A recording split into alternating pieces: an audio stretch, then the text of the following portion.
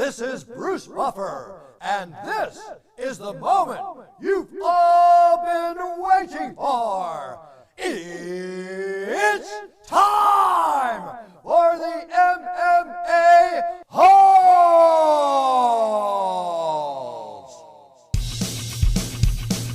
Mixed martial a-holes. MMA-Holes, MMA-Holes, MMA-Holes, MMA-Holes, MMA-Holes. You like to be a mixed martial a-hole.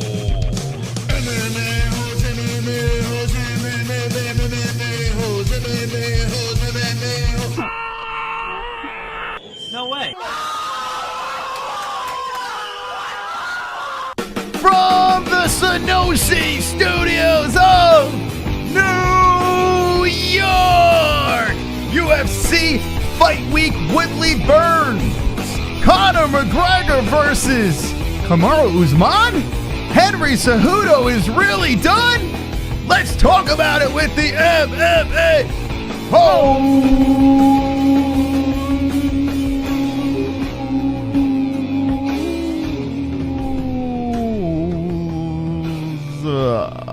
Wonderful, wonderful.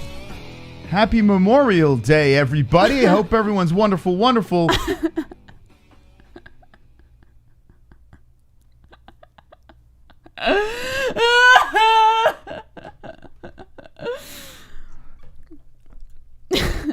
All right. What is going on, Jesse? You look, something seems weird. I don't know what you're talking about. Why am I noticing something different? I don't know. Oh, it's because some things are missing in the background, right? Is that what it is? Oh, yes. We've been moving lately. So, Oh. yeah. All right. Anyway, a happy Memorial Day to everyone in the chat, anyone who has served, and those who we have lost. Today is the day where we remember them, the heroes.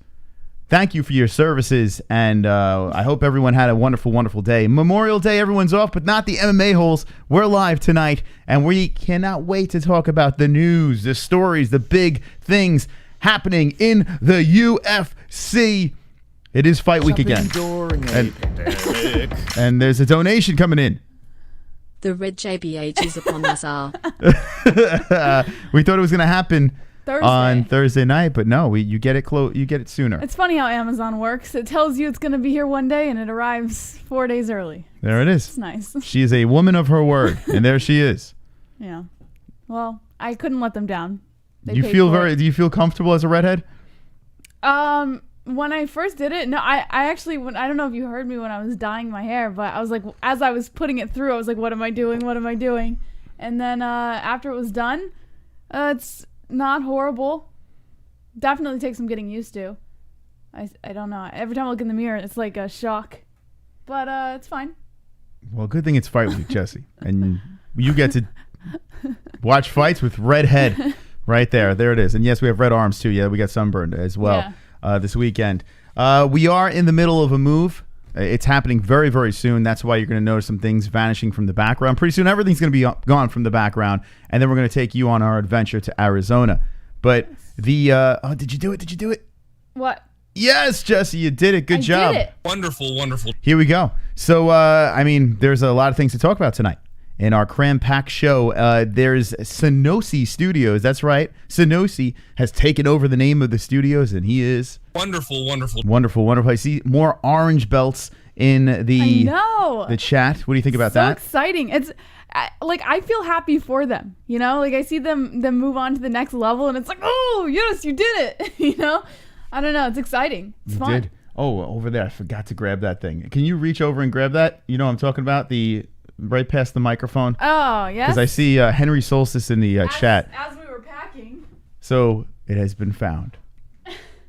It was like I found gold. This Ace Combat 7, courtesy of Henry Solstice, has been missing for a long time. Yeah. And here it is. It's back. Hidden in the crevices of the Sanosi Studios of New York. We found it. And we will play in Arizona. All right, so let's get into the news over here, and let's start off with. I think we should start off with Henry Solstice. Henry Solstice. We did that. I mean, Henry Cejudo. Wonderful. Wrong Henry. Henry Cejudo.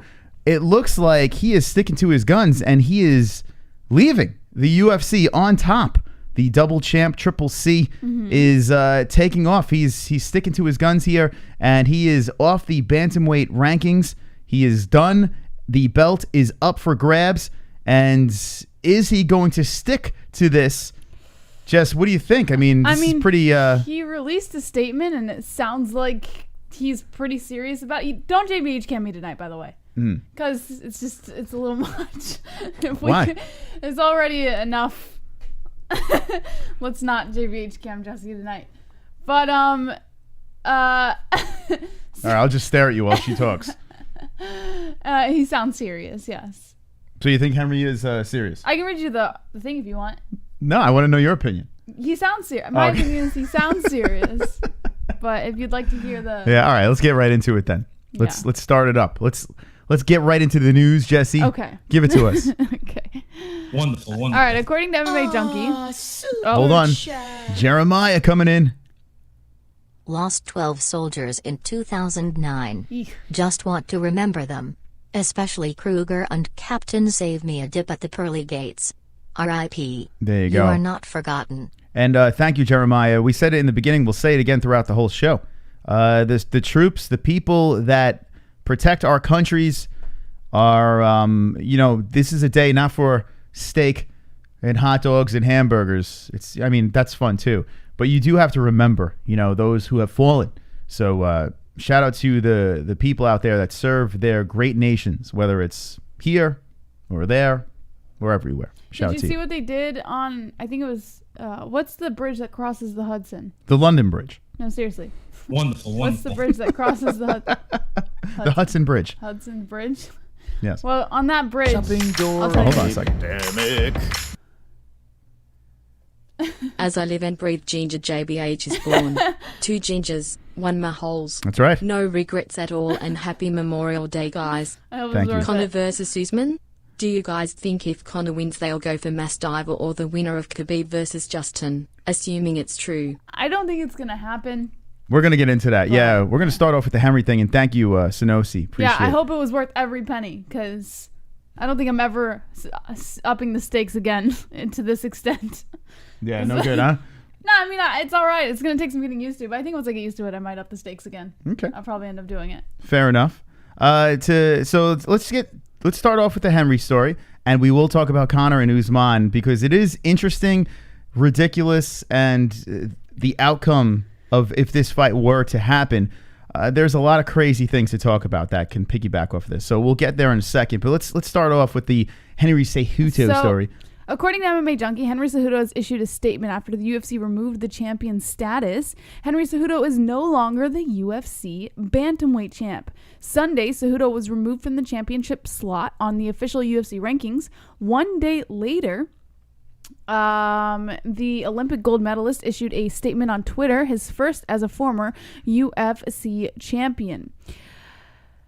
In a statement, Cejudo thanked UFC President Dana White, his coaches, and the fans, saying, quote, "Thank you for the awesome experiences, Uncle Dana. I will forever be grateful. Thank you for taking a chance on the sport that people thought would never make it. To all coaches and fans, it would be a wonderful ride. Triple C is out." So that's it.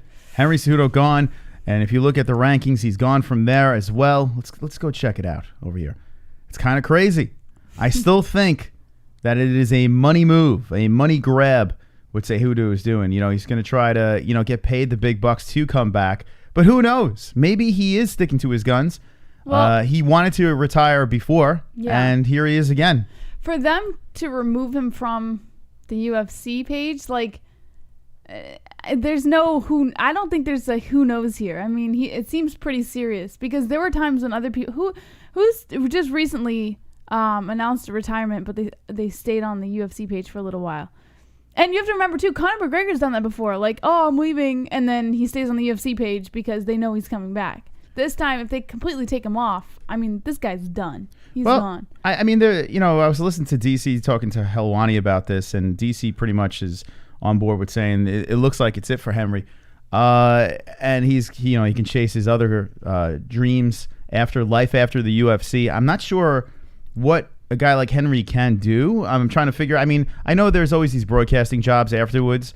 UFC fighters are very good at analyzing fights and breaking down upcoming events and all that stuff. But when it comes to Henry Cejudo, I mean, I don't see it as a broadcaster. I can't see Triple C as a broadcaster. I don't know why. There's just something that just doesn't work for me. Can you see Henry as where does Henry go? I feel I think you might be right about, like, I don't think he's gonna be like gone. There's gonna be something he's gonna do. Maybe not a broadcaster. He's a little too much for that. I think his personality is a little much. But listen, Chael Sonnen's much, and he's a broadcaster, so you never know. Life's full of surprises. Yeah, but Chael Sonnen, he's got the gift of the gab. Henry Cejudo has the gift of the cringe, and that whole shtick worked very well to get him into the situations to get these titles. He'll do something. What does he do? He'll do something. I can't. Midget porn is a good option, Jeremiah. I saw you in the chat say that. He has a girlfriend now. It's a good option. He has a girlfriend now. He's probably looking to settle down, start a family. Like, I guarantee. Ever since he got that girlfriend, everything changed. Yeah. And Mr. Mom, he can become. Maybe. No, I feel he has plans. Maybe he takes this girl serious. What about coaching in the chat? Yeah, you're saying coaching. But he's still young. I mean, King Louis. Yeah, I mean, coaches. But you're right, favorite coaches. It does look pretty good. You got to think him having seminars and sessions, and he could probably get some good bucks. Doing that as the Triple C. Yeah. A UFC champion. People are going to want to learn from Henry Cejudo, Olympic gold medalist. So that probably would be the option for him. And if that doesn't work out too well, midget porn is very lucrative as well. But it's kind of weird. I don't know if I want him to go right yet. I don't know if I'm ready. I don't know. All I could think about Henry Cejudo is 2 quick stoppages and a vacated title. Like, there's the guy. I don't want to tarnish his legacy, but at the same time, I do. I kind of wish we had a little bit more. I want a decisive, pummeling win where we don't have to worry about arguing or debating about a ref stoppage. That's what I need in a Henry Cejudo champion. And I don't know how I feel about him walking away like this. And that might be another reason why I feel he might come back. Because think about it. There has been a lot of controversy circling his big, gigantic Mexican head, Jesse. Okay. No? So you're saying he's gonna fade off? I don't know if I would speak about him in that manner, but sure. I did notice, though, this is kind of off topic in the chat, people are using the new Tyron Woodley emoji. We got in there. That's right. They're falling in and out of love with the new Tyron Woodley emoji. Now, I saw NH was upset about the Cowboy Cerrone emoji being ejected from our emojis, but I found out that now we have to wait because we have so many members now. They have upped it where in order to get another emoji, it's like we have to get like 75 members or some shit like that. So how many do we need? We have 61 now. So it is what it is. When we get to that level, maybe we'll bring Cowboy back into the mix. We could always rotate the emojis, but right now, the Tyron Woodley emojis. And I mean, listen, Tyron Woodley inside a heart. I mean, you can't go wrong with that. The greatest love singer of all time. All right. So what do you think in the chat? What do you think about Henry Cejudo? What's your thoughts on him retiring? Is he going to stay gone? Is he coming back? Thoughts on Triple C? Come on, your Fuchs joins, says Alex Lovell, Life and Logic. I love redheads. Oh, well, I got some good news for you. Life and Logic. I will put the camera on Jessie, but she doesn't want me to. Can I now? All right, I'll do it. All right. She looks like a treasure trove. Rubber belly for good luck. Every time JVH is racist, she gets Tyron Woodley hearts, says Drunk Savage. Gingers have no soul. Who cares? He'll be back. Redheads are muy bangable. WWE bound. Okay, so let's talk about this WWE thing. Yeah. A lot of people have been talking about WWE. Made that many comments about that. He has the cringe. He has the cringe talk. I don't see it. Was Henry Cejudo like 5'3"? Yeah, they were saying on the. What is he gonna do? I mean, unless it's some fucking circus act. What? Who is he gonna beat in it? Like, how does that storyline go? Do they trip over him and break something? Like how does he's 5'4"? I think that's generous. I think he's smaller. I don't know how he can work in WWE. What do you think? The Chris Benoit documentary they did on Vice, they were saying that the WWE, the reason why it's so difficult for a lot of guys to get in there is because it's usually made up of over 6 foot, big, strong, like burly men, and like Chris Benoit was the exception. But I'm picturing him like how they all jump over the top rope. He's climbing through the middle. I don't think he makes it. If they did it in a way where they horsed around about him being shorter, but being a beast UFC fighter, like if they did some sort of storyline like that, I guess. But then when he gets into the matches, like I don't know much about the WWE, but visually, I'm just trying to picture him against like guys like I don't even know if the Big Show is still there, but guys that are 6'5", and then you have Henry Cejudo lunging through the fucking ropes, like his head getting stuck in the ropes. I don't know, man. I don't know. Or maybe he can be like a promoter guy with like, you know, a big megaphone or something yelling on the sidelines and then jumping in, doing something stupid to sabotage a fight and then wiggling his way back outside and staying out of the way of the big guys. Maybe. Yeah, I don't know. It's not happening. You know what? Now, the more I think about it, I'm like, yeah, I kind of want to see that. But I don't think that's going to happen either. I don't think that's going to happen. All right, let's move on to the next story over here with Conor and Usman. And at first, I saw Darren Till put something out there. He retweeted something, and people were basically trolling about this whole Conor versus Usman situation. Yes. And it kind of snowballed into something that people started seriously talking about. I am a Conor guy. Here's my boy, Conor over there. That's my man, ride or die, Conor. But I also realize who Kamaru Usman is. And I see people out there, you know, trying to angle how Conor could beat Usman. Listen. No. No, you know it's going to happen. You know what Usman's going to do. Like, and they're like, well, if he stands for 2 rounds, you know, and then takes him to... No, you know what Usman's going to do. The minute Usman gets tagged, he takes him down to the ground. Connor's not and good just against the humps the fuck... I mean, he is... Usman is powerful. This is a powerful 170. Yeah. He has owned majority of the division. Actually, all the division, really. King K coming in. Imagine needing to wrestle a 145er at 170 LMW. You know what? Listen, it's mixed martial arts, right? And some guys just have that skill, that Khabib power. And if I had that one power, that one superpower, I would use it all the time too. Like if I was a superhero, I couldn't fly, I couldn't see through things, I couldn't spit fire out of my mouth, but I had an intense strength. I would be using my intense strength constantly. You know, like that's what I would do if I had that one superpower. Khabib has it, Usman has it. And to criticize him for not using it, I mean, we can joke around about it, but let's be serious. What is Usman going to do? He's going to drag him down to the floor. That's what's going to happen. It just doesn't make any sense to me. It doesn't make... I mean, for the hope that Conor somehow tags him and knocks him out, it would be spectacular. But that percentage is 1. There's a 1% chance that's going to happen. I hate to break it to, break the heart of all Conor fans out there. But he would just drag him down and just the BBC would be pressing against Conor's head. Just right into his Irish fucking face. No, I don't want to see that. I'm cool. And I don't think that should happen here. Now, what do you think, Ali Abdelaziz? What does he say about this? I just got to say before I read this. Yeah. It's kind of annoying that this guy can't keep Conor's name out of his mouth. Well, all right, we'll get into that. King K coming in. Colby pillow fists hurt Usman. Conor can hurt him. Okay. So, yes. Does Colby Covington have rocks in his gloves? No, he doesn't. I mean, Robbie Lawler, it was a record in striking, and Robbie wasn't even fazed by anything. And Robbie's a tough guy, so I'm not taking anything away from Robbie. But, I mean, let's be honest. Colby Covington's not knocking you out. That's not happening. But Colby Covington does have the wrestling, and his pace, the way he pushes the pace, is very impressive. I mean, if you're getting peppered with pillow shots over and over and over again, eventually it's going to add up, as the fight progresses. And that's what Colby did to Usman. It was a great fight, Colby versus Usman. But to say, and King K is saying before, Conor was knocking people out at 145. And he has fought at 170, but he hasn't really fought like a big, bulky, beast of a 170 pounder. It hasn't happened.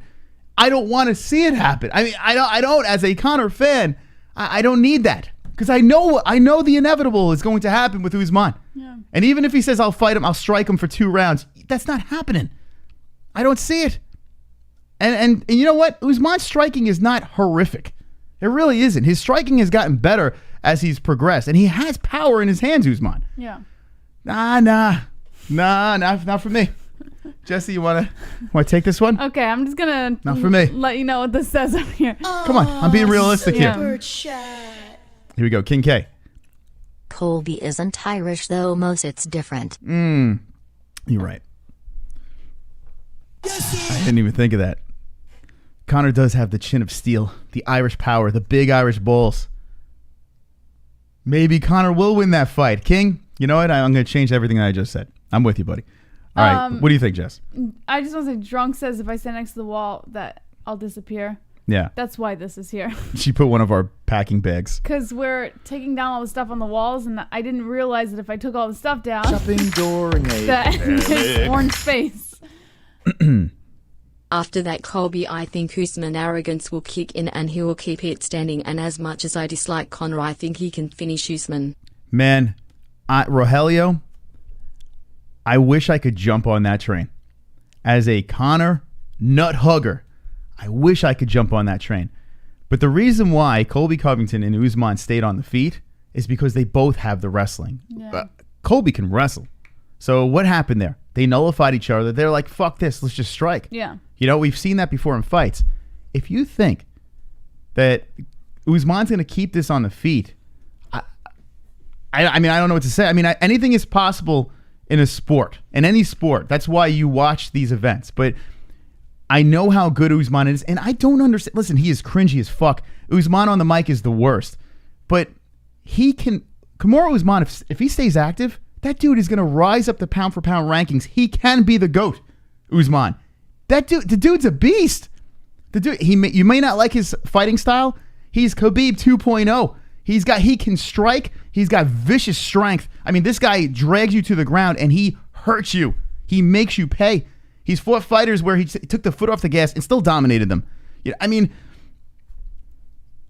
it's Conor's kryptonite. A big, strong guy that's going to take you down and sniff your jocks. It's just not a good recipe. Would I like to see Conor fight Khabib again? Yes. Do I think he's going to win? I don't know. But I could argue that better. I could argue that one better. What do you think? How do you follow that? I mean, I want in the worst way to make the argument of how Conor will just take Usman's head off.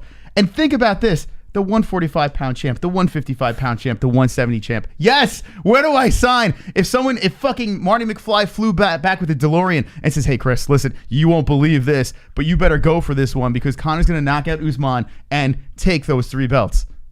I'll be like, yeah, where do I sign? I'm in. I don't see it. I really don't see it.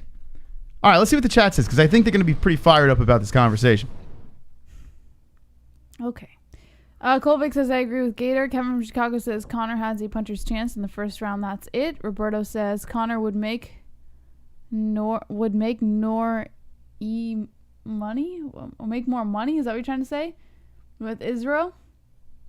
Carrie wants a young guy to hold her down and sniff her jocks, bro. It's a possibility, says Aiden. Mystic Mac is back, says Zoman Zombie. Brumman says Usman will rape Conor. Justin Dempsey says Kimura dominates him. Drunk Savage, what did you think about McGregor GOAT list? Oh, we didn't. I didn't bring that one up. I saw it. I just didn't. We can dabble into that if you want. If we have, I mean, listen, if we get to save the show tonight, I would open up that door, right? What do you think? It's interesting. I don't know how on board I am. I'm sort of on board, but not. And Jesse's definitely not on board. I can tell you that much. All right, let's get to the story, Jesse. What is this story over here? Okay, Abdelaziz offers Conor McGregor Shopping door. Never do this. All right, Jesse. D-Rest coming in. If Mystic Mac accepts the fight and the UFC sets it up, there will be smoke. Let the doubters doubt. McGregor knows what he's doing every single time. You know, I believe, and thank you, D-Rest. I think that Conor believes he can beat anyone. I really do believe that. I think this man is nuts enough where he would go in there and fight Usman. He would have fought Woodley when Woodley was the champ. He was on board with that. I believe that Conor would do a fight like that. I don't think he would back down, especially if there's a big paycheck and legacy is on the line. I mean, a 170-pound championship to add to the other belts is pretty impressive. I don't know if the UFC would put that together. And tying up that 172 right now, I mean, I don't know. The only reason why it would make sense is Masvidal apparently doesn't like this Usman fight anymore, right? The money is not right. Masvidal's kind of backing out. Now he's leaning towards Nate Diaz. And then you look at the rest of the division here, and it's kind of like, we have Ponzinibbio. Who do you have over there? Let's see, at 170. Let's take a peek. 2 joints. No, he did not dye his hair with the rest of the hair, his pubes with the rest of the hair dye because his pubes are already the same. Yeah, color. that's my pube color, for sure. Oh! Hey, yeah. Wonderful, wonderful. All right, so you have Tyron Woodley, who just got mutilated. He's fighting this weekend. Yeah, Colby Covington, you can give him a rematch, but let's be honest, he got finished. Jorge Masvidal, number 3. Leon Edwards would be the next guy, right? Leon definitely would be it. But does anyone give a fuck about Leon Edwards? Like, seriously. Does anyone give a shit? And he's sitting at number 4. Stephen Thompson, you can throw him back in the mix. He's on a nice, he bounced back, looks good. And then you got Gilbert Burns, who is fighting Tyron this weekend.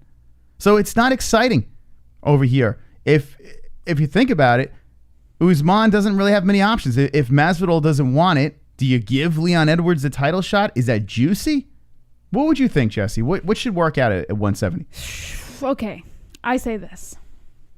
Wait, what should it work out? Okay.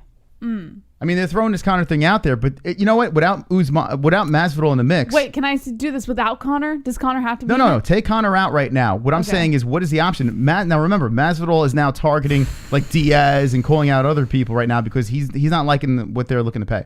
Okay, so we've already got Woodley Burns. So let's say Usman Covington. I like that. The rematch? Yes. Even though he knocked out Covington. Because Covington's not fighting Woodley TK. right now. If I had my ruthers, Covington would be fighting Woodley, but he's not. Woodley's fighting Burns. So I can't change that right now. So I would say Usman Covington rematch or Covington Masvidal. Those are both good fights. Which I feel Masvidal would win, boost him up, and maybe Masvidal Woodley or Masvidal the winner of Burns Woodley. And then who's for Usman? This is not juicy at all, 170. It's tough. There's a problem. It's tough to put this one together. It is not juicy. Where is Ponzinibbio? Shopping door. Wait, I don't even think he's in the top 15 anymore, is he? What happened to him? Moss and JBH. Does Conor have any chance at beating Usman? I think Wonder Boy should fight Edwards. I would like that. Wonder Boy Edwards would be a great fight. They were 4th and 5th. Yeah. I mean, the only thing is, Leon deserves someone above him. He really does. But I would like to see that fight too, sure. All right, back to the rankings. Thank you, Conor. I don't think Ponzi is on the top 15, is he? Is he still on there? I don't know where the hell he's at. I don't think he's top 15 anymore. Yeah. Why? Yeah, he's not. He got sick or injured or some shit like that. No, he went through surgery and he was out for a long time. So they just, what is he, off the roster? I guess. Where the hell did When was Ponzinibbio the go? last time he was in top 15? Last year? This is really he weird. ever? He was top 10. Last Wasn't he? year, though. What the fuck? Wait, they put Conor McGregor on the rankings? What is going on? What are we doing? Conor versus Robbie Lawler. What is this? Is the UFC website. I just noticed that. What in the holy hell is going Conor, what are you... Wait, He's in all of them. He's on the right. He's in...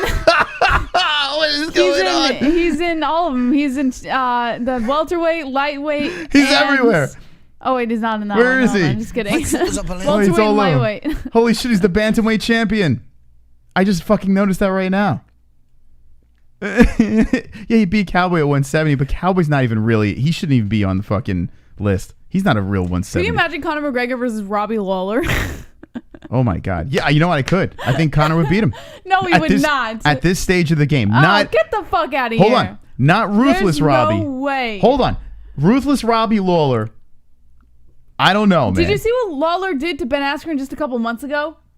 Ben Askren's a can. No, he's not a can. What are you talking about? No, he's just a fighter that depends on his wrestling. But Ben Askren. Robbie Lawler would light Conor up. Ben Askren is a tuna can. There's no doubt in my mind. Lawler He's a would light him tomato up. can. He's every can you could think of. Wait, like what? Jesus, your brain's a balloon. What was a balloon? Oh man, You know what though? Like without Masvidal wanting this fight, and Covington already lost to Usman, right? What the fuck do you do at 170?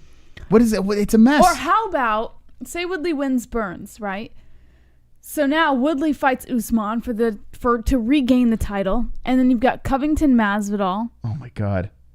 And Stephen Thompson and Leon Edwards sounds good. Yeah, Edwards was supposed to fight Woodley, but that's not going to happen now that he's fighting Burns. He's probably going to win. They're probably giving him a layup, and he'll end up trying to reclaim the belt. So now it's like Thompson and Edwards are the two. That's what they should do. You know, I see some sprinklings in the chat.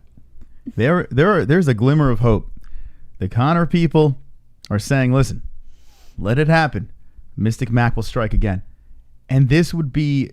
You know what would be crazy about this? Not a welterweight. I don't believe it. I honestly, I'm with you. I don't believe it. But could you hear me out here? If Conor somehow, I'm thinking unicorns right now. Like I'm really thinking far-fetched. Unicorns and if he somehow beats Usman, right? If this fight was somehow put together, and he beats Usman, the whole Khabib bullshit is right out the window. If you think about it, right? Like, he could just dance around with his 170, 155, 145 belts, and he could just prance around, like, not even give a shit, and that's it. So you got to think Conor is kind of like, maybe I should do something like this. I just don't think he can beat Usman. I don't know why. Sean Hart says, how much to slap your sunburnt MMA hole tattoo? Well, the only problem with this is not really sunburn. The outside is. The only problem with that is if I did that, I don't know if it happened. He can get me back. Yeah. So I can't. Yeah. I can't do anything he can get me back for. But I don't know. What do you think in the chat? Help me out here. Help me work this thing, and we'll get back to that story. You know, we'll talk about it with Ali Abdelaziz, and it makes sense what Ali is doing. I totally get what Ali's doing here. But what do you think in the chat about this situation? Conor McGregor, Kamaru Usman, 170. What's going on here? Yeah. Kevin says, white people, says the white person. No, I think he's Spanish. No, Kevin? No. What the fuck? He's Polish, right? He's got all that Polish power shit going on. Wait, over there. Kevin from Chicago? Yeah. I think you said Kevin Costa. I'm sorry. Kevin from Chicago. Okay. Stop riding Conor's dick, Moss, says CC Sports. Wait, hold on a second. I just said Conor was going to lose. What the I can't win. Because it doesn't... I can't win. You know what it is? I just said he was going to lose. It's not even that you say anything positive or negative about Conor. It's just, if you say anything about Conor at all, they're going to get on you about it because Conor came out of your mouth. I literally did a monologue talking about the whole situation of why I don't want this fight. Conor's going to lose. It's just, when people are throwing it out there and saying, he's going to win, I'm just trying to find ways to go with that so I can trigger people, but I can't. I don't think Conor's going to beat Usman. I can't see it. Jesus. It's fucking crazy. I don't get it, Moss. It's crazy. I think Conor's going to lose. Nut Rider. What? Nut Hugger. What? Wait, I just said he's going to lose. Moss rides the McNugget. You can't win. Trump's hair is on fire. Fire. Trump's hair is on fire. Donald Trump is on fire. Trump's hair is on fire.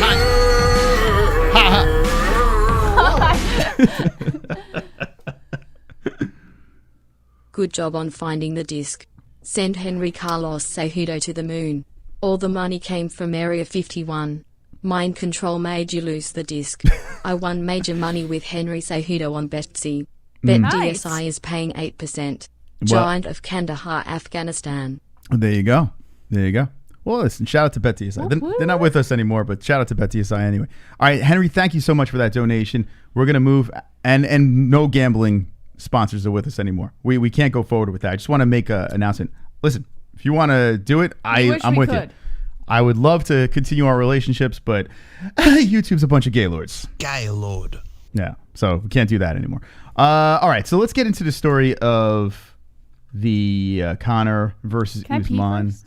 You sure can, Jess. Oh, thanks, Moss. It's so nice. Sure, okay. You better make it quick. It's only an hour show unless they My save it. fire hair and I will go pee-pee. All right, let me talk to the people again. I changed some stuff around over here, and that doesn't work. I got to move this here. But anyway, okay. Yeah, Jesse's hair is on fire. It is on fire. She lost on Fuuka Friday, and that's why her hair is red. Thank you to Sonosi. Thank you very much. And Roberto Hernandez. It's Christmas. Oh my God, it's Christmas, everybody. It's my favorite time of the year. My name is Troll, and I'm a special hole. I'm shirtless and alone again. Internet is my only friend. It's Christmas, hooray! I sit and watch MMA. No girlfriend this year, but I have my hand. Sit in front of computers, making fun of people. No avatar to hide my gremlin face. Oh yes, it's Christmas, I am so hideous. Maybe Santa will bring me a pocket pussy. Oh, yes. Yes, I'm VRPVP. Leave the ground pounding to the little kids. Earn your wings on not MMA hole. There you go. That's right. Thank you very much, Henry Solstice. You are wonderful. Wonderful. Every day is Christmas on the MMA Holes. Beautiful community over here. Thank you very much. So the discussion we're getting into right now is we discussed Henry Cejudo. He is off the list of bantamweights. He is gone. For now, at least. I mean, we'll see. But it looks like he's being pretty serious about this. A lot of people are thinking that that's it. Henry Cejudo's gone. Who will fight for the vacated belt? Not Sterling or Sandhagen. That's not happening. They are fighting each other, but not for the belt. So it looks like a Peter Yan situation is in full effect. Now we're going to move over to this Conor and Usman. Jesse, give us the news. Shove it in my face. Abdelaziz offers Conor McGregor a fight with Kamaru Usman, saying, "Hey, you want a title shot?" According to Bloody Elbow, with UFC BMF champ Jorge Masvidal keen to run things back with Nate Diaz, Kamaru Usman might be without an opponent. Step in, Conor McGregor. That's right, Usman's manager Ali Abdelaziz has offered the Notorious a title shot against Usman, trying to goad McGregor into the matchup by promising a strict boxing-kickboxing match for the first 2 rounds. The exact tweet was, quote, "It looks like #1 contender wants to fight Nate Diaz now. Good for him. Conor McGregor, hey, you want a title shot? Come to daddy. Usman will give you one," and he promised first 2 rounds with takedowns only, slaps, with a laughing face. McGregor has yet to respond, but the former UFC 2 division champ is currently without an opponent. The Irishman has stated his interest in becoming the UFC's first ever 3-weight champ, but make no mistake about it, McGregor would be massively undersized against the Nigerian Nightmare. McGregor hasn't fought since his 42nd TKO stoppage of Donald Cerrone at UFC 246, but is eager to get back in the cage as soon as possible, recently calling for a title bout versus newly crowned interim lightweight champ Justin Gaethje. Usman is 33 years old and last fought at UFC 245, where he earned a 5th-round TKO over Colby Covington to retain his welterweight title. The bout was widely considered one of the best title fights of 2019. You know, excuse me, I really wish that we had a little vintage Conor here and we got the response of, "Beg me." That would have been the perfect response to that tweet over there. He's been quiet, Conor, but it would have been great if, even if this fight never happens, he just says, or if he's interested in the fight, just say, "Beg me." Yeah. You know, that's what Conor should have done. That would have been the perfect response, and then just let it sit there on Twitter, and that's that, and then kind of turn the table on Ali and the boys. I understand what Ali is doing. Ali is trying to get Usman paid. This is what he is trying to get, and I get it. He takes care of Khabib, he takes care of Henry Cejudo and his stable, and Justin Gaethje. He's got champs all over the place. Now he's trying to get another payday for Kamaru Usman. Usman, and it's very documented here that Usman cannot get the big money unless he has a dance partner. The guy is great. The guy could be the GOAT of 170. The guy has a lot of talent and skill, and he's very powerful. But he doesn't bring the big views. He doesn't bring the big money fights. So sucking in a Conor McGregor or Jorge Masvidal, that is juicy. I believe Ali is not looking for a big payday for Usman. I believe sometimes Ali could care less about his fighters' spotlight and more about his own. And I also believe that Ali just can't keep Conor McGregor's name out of his goddamn mouth. That's what I believe, Moss.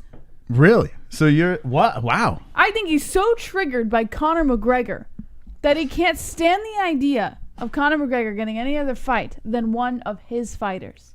And I believe that if he can match up Conor McGregor with one of his fighters, he gets the clout. Well, and listen, he knows that, and he wants that. as much as I would love to agree with you, being a Conor McGregor super fan, I do not agree. I believe that Ali Abdelaziz is probably the best manager out there, and that is why all the gold is in his direction.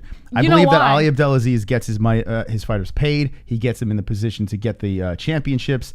There's a reason why he has a stable of goats. He also gets the clout and the complete spotlight of his fighters because he puts himself in the way of that. Does he like the attention? Like, yes, he does. It's like, oh, here's my champion fighter. By the way, I'm his manager. That's Ali Abdelaziz. He likes in the a attention. nutshell. But you have to admit this, right? And I'm not saying Ali's a great guy. No, he's a rat. He's a terrorist rat snitch, whatever the hell they call him.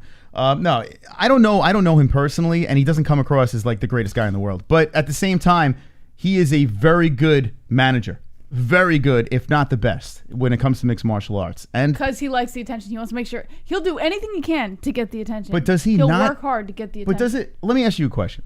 If you are a UFC fighter and you're shopping for managers, would you not hire Ali? I see where you're going. Would you hire him or no? Can you imagine Conor cracking Usman followed by Joe Rogan yelling, or Conor has Usman on Queer Street? Dana and the UFC would blow their load. Oh, forget it. YJBH look like she about to star in a Snitch 9 video. Thank you, Vlad. I lost. So the bet for Fuuka Friday was if I lose, I dye my hair red, and if Moss loses, he gets the mohawk, the Moss hawk. But I lost, and people paid for it, and it would be fucked up if I didn't do it. There so she is. I now have red hair. She has lost. Sorry. The boys rule, girls rule, and that's right. That belt is mine. And still now. It's funny. I was looking back at one of our videos that you had up on this computer. One of the older videos when I had dark hair. I was like, oh. Well, I'll be back. I wanted to cry. I was like, what did I do? But it's okay. It'll come back. Well, chat, what do you think? Do you like dark JBH or fire JBH? Let us know in the chat as we are discussing Kamaru Usman versus Conor McGregor. I don't think it will happen, but if, like Vlad says, if Conor somehow beats Usman, the UFC will be orgasmic. They will be just collecting checks, and the Reebok would be going through the roof with the shirts and sneakers, and it'd just be insanity for the UFC if he won. Jesse, where is your hair? Is it camouflaged with the back wall? Are you bald now? Oh no, your premonition came true. So I actually feared that as I was dyeing my hair, that I started to feel like a little itch when I put the first streak of dye in. And I was like, oh my God, this means my hair is going to fall out. And I was freaking out the whole time it was in my hair. But everything turned out fine. I didn't lose any hair. Everything's good. Sporting Advantage says, I don't care about outside, but talking active fighters, who is McGregor? It's not really an active fighter. I mean, that's an arguable position. When did Usman fight? Yeah, I think Usman, it's been longer since Usman fought because Conor fought in 2020. So let me ask you a question. Why are we talking about Usman then? Not very active, you know? And I heard that he was injured again. So it's weird that we're even talking about him. There were rumblings that he was injured again. So I don't know what the hell's going on with this guy. This is the problem with Kamaru. The guy is the best 170er easily right now. It's not even close. This guy is the guy. He's the man at 170, but he just can't stay healthy. And I wish he was a little bit more active because he could really make some noise. But if he wants to get paid, yeah, a Jorge Masvidal fight would be a nice paycheck for him. A Conor would be a mega fight for him. If he smashes Conor McGregor, which he would if they fought. 100%. No doubt about it. I mean, that catapults him into the spotlight, right? That's what he wants. But he's already in the spotlight, right? That's what, not really. He is he is the champion, and he should be getting more money because of the belt and yada, yada, yada. But let's be honest, he's a lame champ. He's not an unknown fighter though. People know who he is. In fact, I would argue that even some casuals who come in would know who Kamaru Usman was. Nope.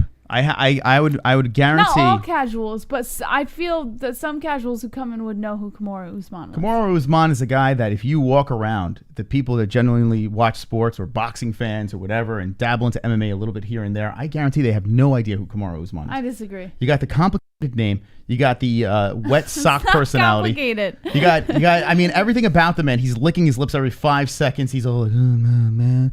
He was on Joe Rogan, twice, and no one gave a shit. Yeah, I mean, honestly, listen, this guy could be the greatest athlete as a champion. This guy could be the greatest 170 of all time and the lamest at the same time. I mean, it's pretty bad. Tyron Woodley looks like I would rather Tyron Woodley as a champion because at least his complaining, I'd rather Usman. His cringiness and shit like that. I don't know. Usman's cringy. Yeah, but I don't, man. I don't know. Usman as a champion, do you really get fired up about a Usman fight?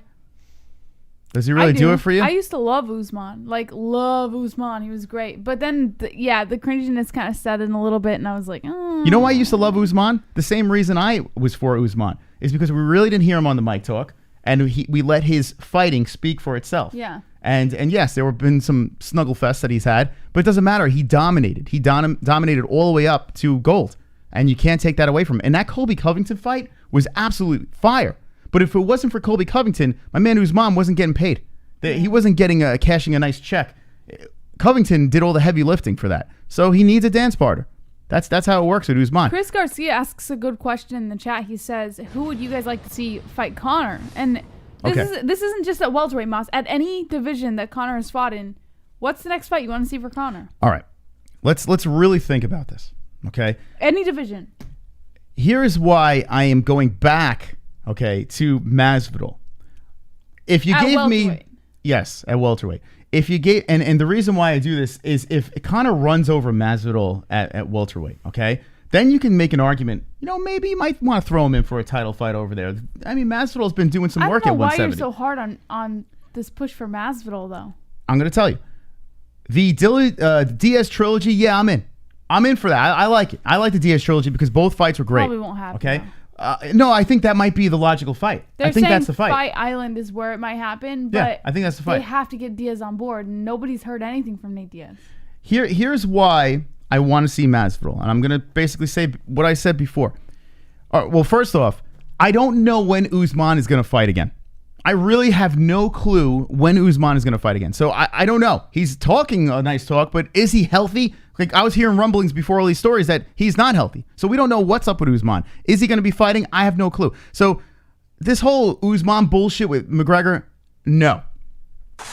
So now we have what?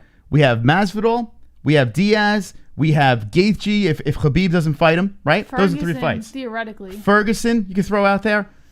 Poirier is locked up with Hooker. So basically, that's it. He was talking about going to or he boxes, down. Which I don't want any of that bullshit. No, he was talking about going down to fight Aldo at bantamweight though. At one point. No, that's not happening. Aldo, no, don't. He's not chasing. Aldo might be fighting for that. No, Aldo's fighting for the belt. Aldo's not fighting for the belt. Aldo is probably gonna fight Peter Yan for the vacated bantamweight belt. No, he's not. I'm telling you right now. No, he's not. I was just listening. The vacated belt is not going to be Jose Aldo. Jesse. They were willing to do that already. Nah. Yeah, they were willing to do that when Aldo was going to fight Henry Cejudo, and then he couldn't fight Henry Cejudo. Do I agree with that? No, I don't agree with that. But I'm telling you right now, they're going to do that. So it's not going to be Aldo. I'm telling you, it's not going to be Aldo. He's not going to be the vacated belt. Listen. I'm sorry. I know you think this is going to happen. It's not going to happen. Lock this up. Make this a mystical prediction, okay? You may not want to see Aldo fight for the vacated belt. So say what you will about that. He will fight Peter Yan for the vacated belt. You know why? Because Aljamain Sterling is fighting Sandhagen, which could be a title fight. Yes. And it's not. Okay. So who else is there? But you have to understand, too, it's not that you don't want to see Aldo fight. Of course, people want to see that. It's not about wanting to see that. I don't think the UFC is going to put that together. It doesn't make any sense.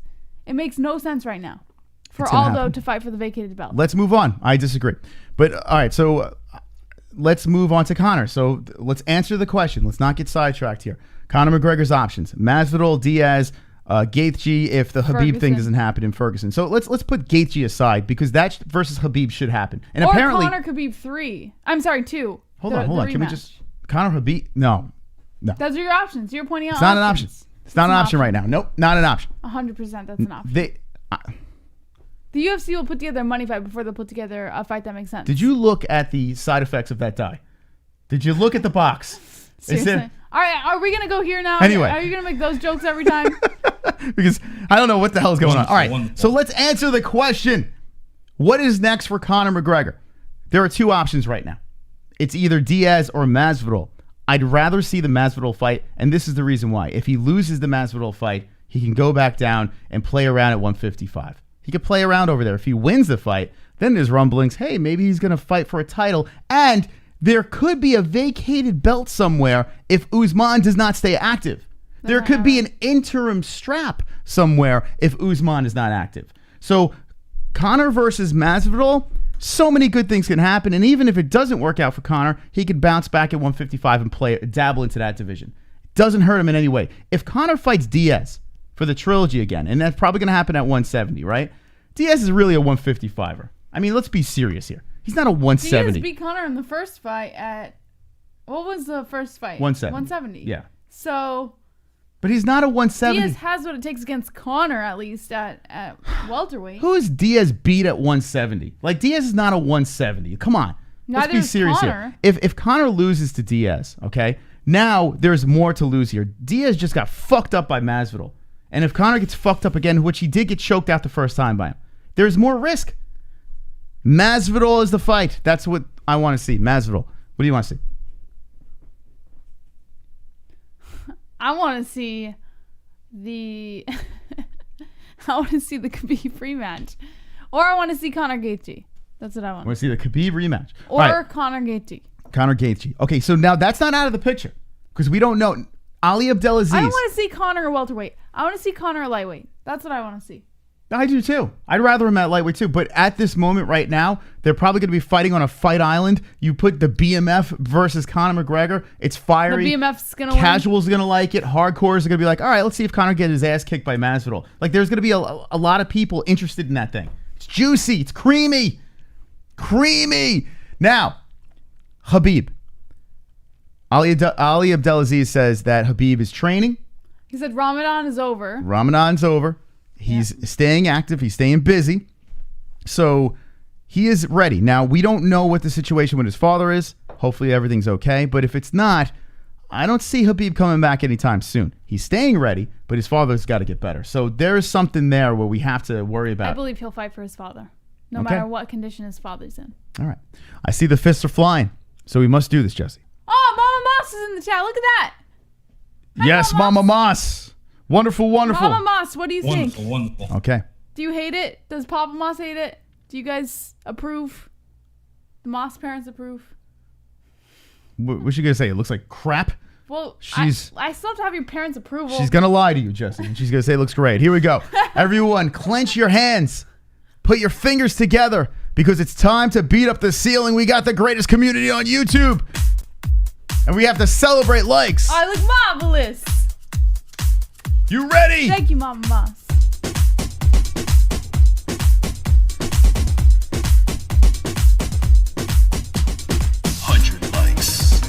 Watching fights. Fist so tight. MMA-Holes. Something nice. 100 likes. Watching fights. Fist so tight. MMA-Holes. Pump the lights. 100 likes. Watching fights. Fist so tight. MMA-Holes. Something nice. 100 likes. Watching fights. Fist so tight. MMA-Holes. Pump the lights. Yes. Beat up them likes. Let's go, baby. These legs can choke on a carrot. Moss, do you notice with your sunburn, does it feel like your arms are weak? No. What? I feel like my arms are weak, super weak when I'm pumping. I told you to get out of there. Although I took it worse. I don't know why. I took it worse than you, and I told you to get out of there. It hurts. It hurts. All right, well, we're going to Arizona, so okay. Every time we get 100 likes, we beat the crap out of the ceiling. So here we go, 124. We get to 200 likes. We do it again. 271, hanging. Hanging with the boys. Thank you for joining us. And wow. Okay. Let's give a word to our sponsors real quick, and I can't even believe it. We got 5 minutes left in this thing. Jesse, give a quick shout out over here to the Luxe Bidet. Lux Bidet.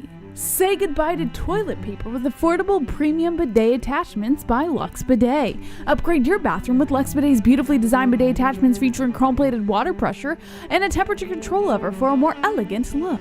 Simply connect your Neo Bidet directly to your toilet or sink water supply and deliver your preferred level of water enjoyment. Use the link in the description to Lux Bidet and check out using promo code CLEANHOLES, that's CLEANHOLES, all one word, for 10% off your entire purchase. That's CLEANHOLES, CLEANHOLES.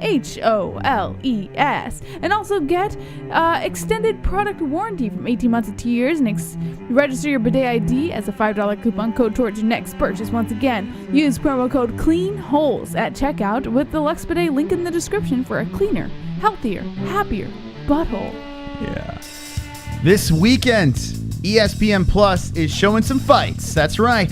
The UFC is back. Tyron Woodley versus Gilbert Burns. Fight night. UFC 250 right around the corner. If you want to watch the fights, click the link in the description. That is our link, and we get a little piece of the pie. That's right. You get the discount. We get a little piece of ESPN's money. Everybody's happy. So support the show and be wonderful, wonderful. Link in the description. Wonderful, wonderful. Yeah, and shout out to who did it? I think Rye did it. Rye got the bundle. He got the ESPN Plus, Disney, and Hulu bundle down below. That gives us $20. Yeah. Just by doing that, we get $20.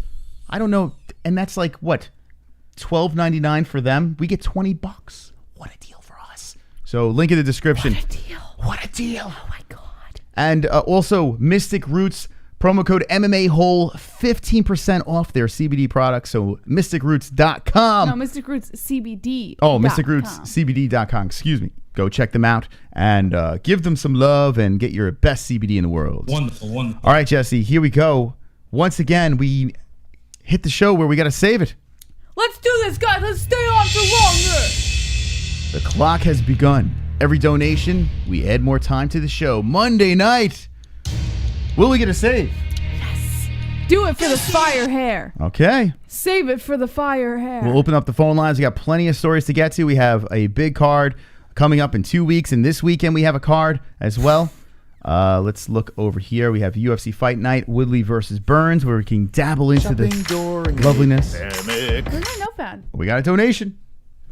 Jessie looks like Jessica Rabbit when Eddie Valiant caught her stepping out on Roger Rabbit and she was playing patty cake with another man. Is it Claire or Na or Estee Lauder? Maybe it's Maybelline? Maybe it's In Maybelline. any event, save this biatch. All right. And salute to the vets. There you go. Thank you, NBA Holes. That's 2 minutes we're adding to the clock. Maybe it's me. Wonderful, wonderful. Do you want to give the information of what dye you used for your hair? Garnier Olea or Oliva or something like that. It's Garnier. Garnier. They have a natural one where it has no peroxide or ammonia in it, so it's healthier for your hair. I was terrified of my hair falling out, so I made sure to get a natural one. I think we can get some good phone calls tonight, Jesse. I How really much do. was that? That was $2. So 2 minutes we're adding to the clock, and that's how it works. Here we go. Life and Logic with the super chat coming in with the 5. Hashtag save the hose. Save Wonderful, the hose. wonderful. Hell yeah, Life and Logic. Thank you very much. 5 minutes. 7 minutes we're adding to the show. Come on, guys. Let's fucking save this show hard tonight. Let me tell you guys something. Moss, pause the donations real quick. What? No, I can't Oh, you pause this can't? to save the show. What are you talking shoot. Okay, well, let me just tell Spit you it real out. quick. Guys, this is going to be our last full week of the MMA Holes. Next week, it's going to be weird. It's going to be a weird schedule, but we'll be here. Don't worry. But this is our last full week here in New York, doing the MMA Holes. So let's make it count. Proper 12. Whoa! Proper 12, Alex! 30 minutes! Let's go, Alex! That's what I'm talking about. That's Yes! what I'm talking about. Proper! Yes! Proper Irish whiskey. Proper! Yes. Proper 12. There you go, Alex. Saving the toe. Don't let the boat sink. Save the show. That's what I'm talking baby. about. Yes! All right, so we got to add the proper 30 more minutes to the clock. 37 we're at right now. All right, 2:25 left in a save, and thank you very much for the donations. When we open up the phone lines, I do want to hear your thoughts. I mean, there are some people out there that believe that if this fight does happen, McGregor versus Usman, they truly believe that Conor can beat Kamaru. Super chat. Drunk Savage. Yeah, 5 minutes. Save the show. All right. JBH, look on the bright side. Now no more gray hairs. You know, true. I was thinking about that actually when I was blow drying my hair when I first dyed it. I was like, well, no, I don't have any gray hairs anymore. It's true. But Look at they'll that. come back. In fact, they'll probably come back more now that I dyed it. It's like an orangey red, right? It's like it does match the background. If this black wasn't here, I looked before the stream started. Just a floating head. It was horrible. I had to put something behind me. Because look, if I were I to gotta go scoot you over. up here, it starts to look a little weird. Guys. Nah, it looks great. What are you talking about? It's too much.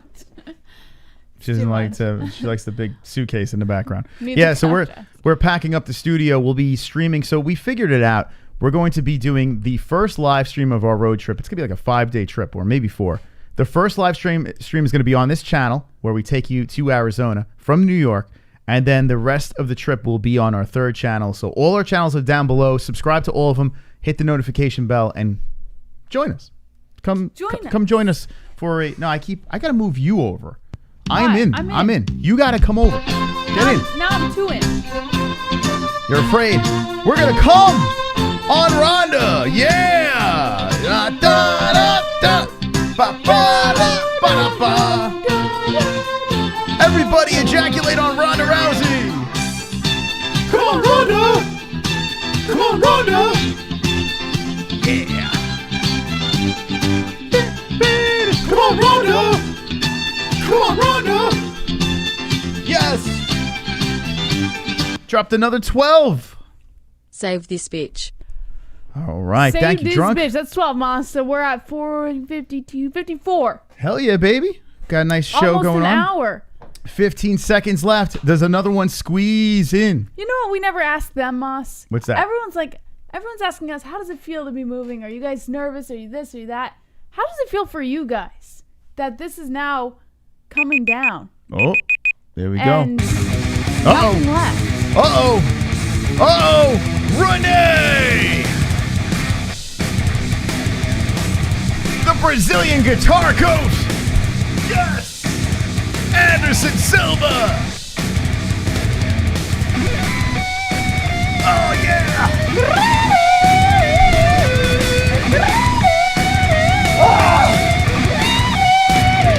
Flash pin! Oh, we haven't heard that in a while.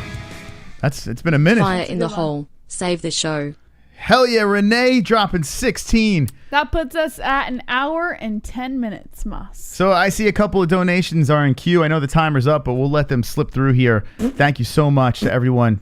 It's our last Jumping in. normal Monday show. We might as well, right? during a pandemic. Hell yeah, dude. And here we go, Luke Robinson. Don't worry, JBH. It looks hot. Oh, you thank remind you. me of that girl that sings in Paramore.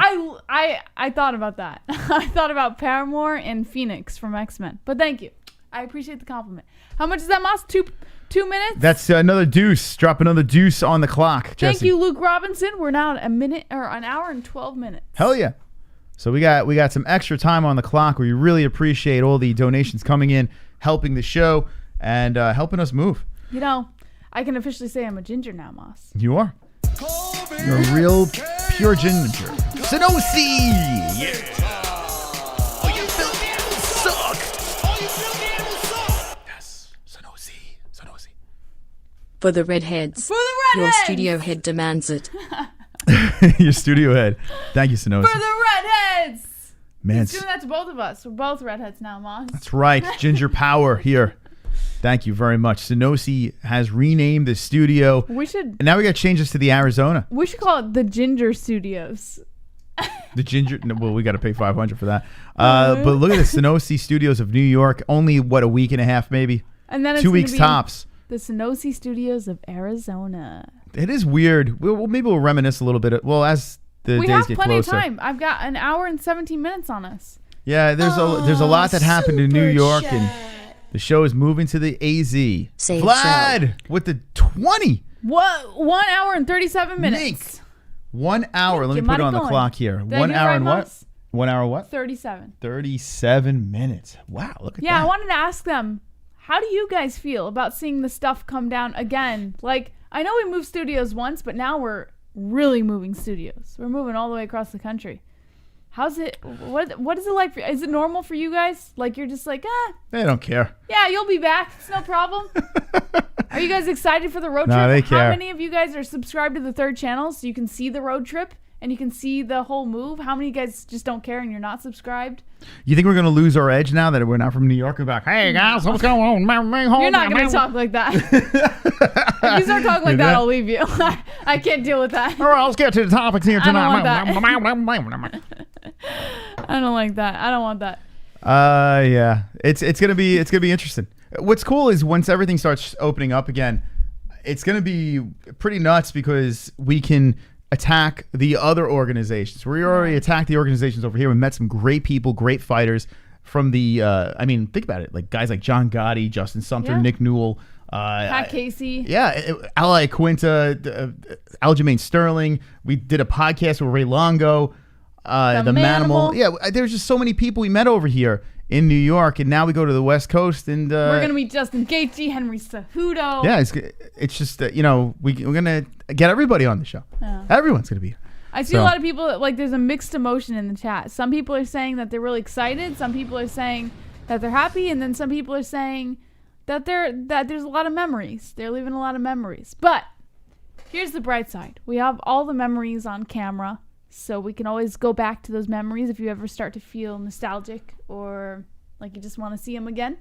They're all there. They're all in our little archive of the channel, which is really cool. That's one thing I love about doing this is every memory is captured, and you can always just go back if you ever start to miss it. You can go back and watch it. Yeah, You know? that's right. So The wonderful world of YouTube. All right, so we're going to play the phone call song. We're going to open up the lines. We have a lot of stories to get to. 2:40. We'll be right back, so stick around. sorry, I have to answer Luke Robinson because he's asking for it. Down in the description below, there's 3 channels. There's this channel, and then there's 2 channels in there. There's Not the MMA Holes, and then what used to be my old channel, which we're now rebranding. Both links are in the description. Make sure you subscribe to both because we will be live streaming the entire travel from here to Arizona. That's right. Make sure you Documenting this. There's going to be a lot more streams too because of this community. A lot more streams on all 3 channels. So you're going to get more content as we move. We'll be bringing you into our personal life, into our show life, everywhere. It's going to be so fun. You're stuck with us. Okay. Okay.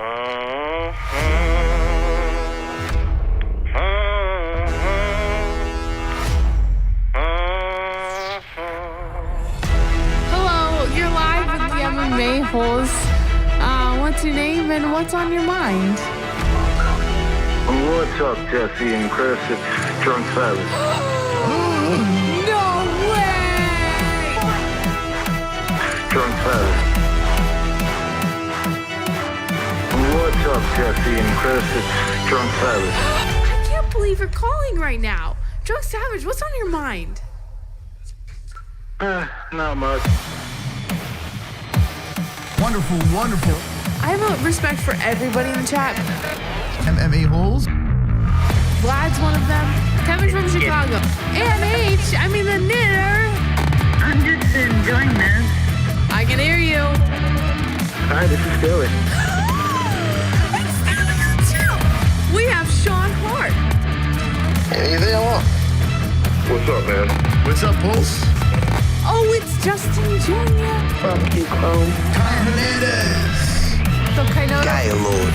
RX. Mark Bro, Heavy Mike Rook, D Russ, Sean Man, Vigo, Big Bob, Basically Dragon White, Nick C, Vigo Southern Country Dome, Shannon Stewart, Rogelio, Ben Shimon, CC 2.0, Peter Phillies, Jeremiah. Hey, Lee W. Michelangelo. MMA-Holes. Man, what a wonderful, wonderful community. Wonderful, wonderful. Oh, I feel it.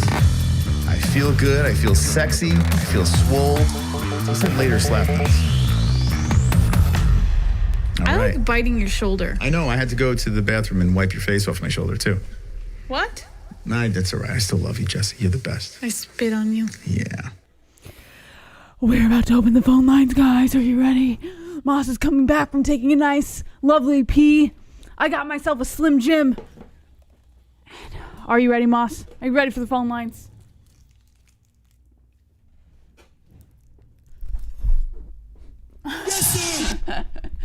All right, here we go. Let's open it up. Let's get the people. Let's hear the people's voice. As there's a lot to talk about the Cejudo situation, him leaving, retiring, moving on. Conor McGregor versus Usman, which I don't think it's a good move for the McGregor. Great move for Usman. I don't even think it's going to be a good move for the UFC as well. But I want to hear your opinions on that. And we have some fights this weekend as well to discuss. Yeah. Lots of things to talk about, Jesse. What do you want to hear? Like, I want to hear their voices. That's what I want to hear, Moss. You're lying. I do. Yeah, lying. Yeah, that you know that's not true. I'm just kidding. All right. I do like hearing their voices when they're not talking for hours and hours at a time. Yeah. You know? If it's like that's rude. They call in for 1 minute, perfect. Beautiful voice you have. If you're calling in for 5 minutes to tell me 5 million of your points that you have on every topic we talked about tonight, I don't care. Call in another time. Call in when it's just Moss. She's a real asshole, this girl, huh? All right, here we go. 516-522-0267. The number is on top of us, and you can call right now. All right, so let's get your thoughts on the two big stories tonight, and we will get into more news as the night progresses. We have an hour and 30 minutes to do it, so call us up, friends. The number is 516. Make it snappy. You know what's going to happen? Eventually, you're just going to be like, I'm not calling you guys anymore because you're co-hosts. I tell you, man. They don't give a fuck. If they gave a fuck, Kevin would us. never call. But I love you, Kevin. But I'm just saying. All right. Sometimes. And comment on Jesse's hair, too. Let us know. If you're insulted by Jesse saying you can't shut the hell up, just make fun of her hair. Well, I don't care. I like it, kind of. It's all right. Okay. The fights this weekend, we got Woodley versus Burns. People are complaining again. Once again. Oh, this card sucks. What are you complaining for? It's a pandemic. We still have no sports. Just watch and shut up, right? I mean, who gives a shit if the card's not the greatest card of all time? It's a fight night. It's free, right? They're saying the phone line's not open. They're not open. Yes. Let's see. Maybe X out and try again? All right, let's try it again. Let's give it another go. Okay, they're open. Ta-da! That's weird. I don't know. You know what? We need a better phone system than Google Hangouts. Yeah, that would be better. It would be nice when we become big time. We're gonna have the greatest phone lines of all time with waiting. We can listen to the show in the background. It's gonna be great. 10 years, 15. I'll probably be dead by then. Yeah. All right. Well, the number's up. I mean, hopefully you guys can get through it. I have a feeling that a lot of people are calling. That's probably what the problem is. So keep trying. All right. So looking at this card, we have Ivanov versus Sakai, Kevin Holland versus Daniel Rodriguez, Roosevelt Roberts versus Brock Weaver, Mackenzie Fat-Ass Dern versus Hannah Cyphers. Not a fat ass anymore. Caitlin Shukagian. Oh, that's Mom Dern, right? Did she fight since the baby? I think she did, right? She bounced back quick after she had that kid. Well, she's an athlete. She's supposed to. And if she knows what's good for her, she doesn't want to. She wants to keep her husband. You got to bounce back, Jess. That's a horrible thing for you to say. You can't, ladies. Now you make me never want to have kids with you. If you don't bounce back to tip-top shape. What if I keep my baby weight? Oh, hold on a second. So they are calling. Here we go. Yeah, it's a lot of calls. Here we go. 832, you're live with the MMA Holes. What's your name and what's on your mind? What's up? This Pulse. What's up, Pulse? Nothing much. What's going on, Jesse? Hello, Chris. Hello. How are you? I'm good. I've got an idea for your wall back there. Okay. So I'm going to be sending you guys some more artwork, and also so you guys can have maybe some more gas money on your trek. Nice. Why don't y'all auction off some of the things on that back wall? Because do you really need that Conor painting? And does anybody really want to see our Autumn Lobov painting? The Conor painting came from Brady Ferguson, who was one of the original viewers of the show. Would it be fucked up to auction off a Brady Ferguson art? Well, if it was for charity, it would be fucked up. But I want to get back to the thing of Pulse saying more art. I don't think he sent any art, Pulse. What art did you send us? Yeah, he gave us the small pecker condoms that we That's put not up art. there. Is that? Yeah. Oh, is that the art you were talking about? I'm still waiting for his art. No, I'm saying art in general. I'm saying I'm going to send you guys some more art for your for you to hang up in the new studio. All right. Good stuff. But don't send it to the P.O. box because it's closed. So. Well, yeah. Just send it to. We'll get that going once we're in Arizona. All right. So what's going on, man? Right on. Regarding the fights announced, well, firstly, Conor McGregor, he doesn't have a snowball's chance of staying frozen in hell of beating Usman. And if you think about it, he got out-wrestled by Mendez and Khabib, so he can't hang with them in wrestling. He can't hang with them in power, and he has no gas tank. So he there's like literally no way he can beat him if you think about it. Mm-hmm. I don't disagree. I think Usman, not only would he destroy Conor, but he's basically dominated everyone at 170. It's very easy to say Usman. It's just not a good matchup for Conor. So I'm with you. Yeah, 100%. And well, I'm not gonna hold up the line, but if we can, people call in, see if we can block Kevin's dumbass. All right. All right. Later, y'all. Wonderful. You want to hear Kevin, I guess. What do you think about that, Jess? Wonderful. Okay. Wonderful. All right. Yeah. Tell us what you think about this fight. Now, there are people out there that believe that Conor does have a chance against Usman, and I wish I was one of you. And I probably, if the fight does happen, which I don't think it will, but if it does, I'll try to ride the boat with you. I'll see if I can get it going. 817, you're live with the MMA Holes. What's your name? What's on your mind? Hi, this is the Pickle Monster. Jess, your hair looks great. Oh, thanks. I'll be in and out very quickly. Okay. I think it's such a waste of time. Why are we talking about this Conor Usman fight? The UFC and Conor's managers will never let this happen. Mm-hmm. There's not a chance.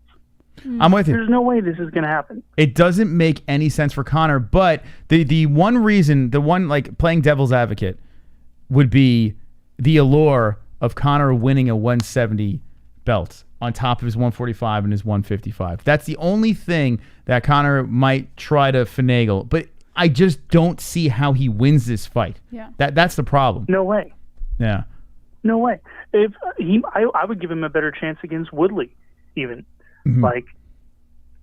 And the other thing is, I think the real thing that nobody's really talking about is that all the top contenders to fight Usman, Masvidal, and Conor, everyone's kind of looking for another fight because Usman's not really a draw, and they're probably going to lose to him. Mm-hmm. So why would you want to lose and make less money? Yeah, the welterweight division's weird right now. It's really strange. It's kind of bizarre. Jorge Masvidal was a 155er, and thank you for the call, man. Appreciate it. Absolutely. I'll hop off.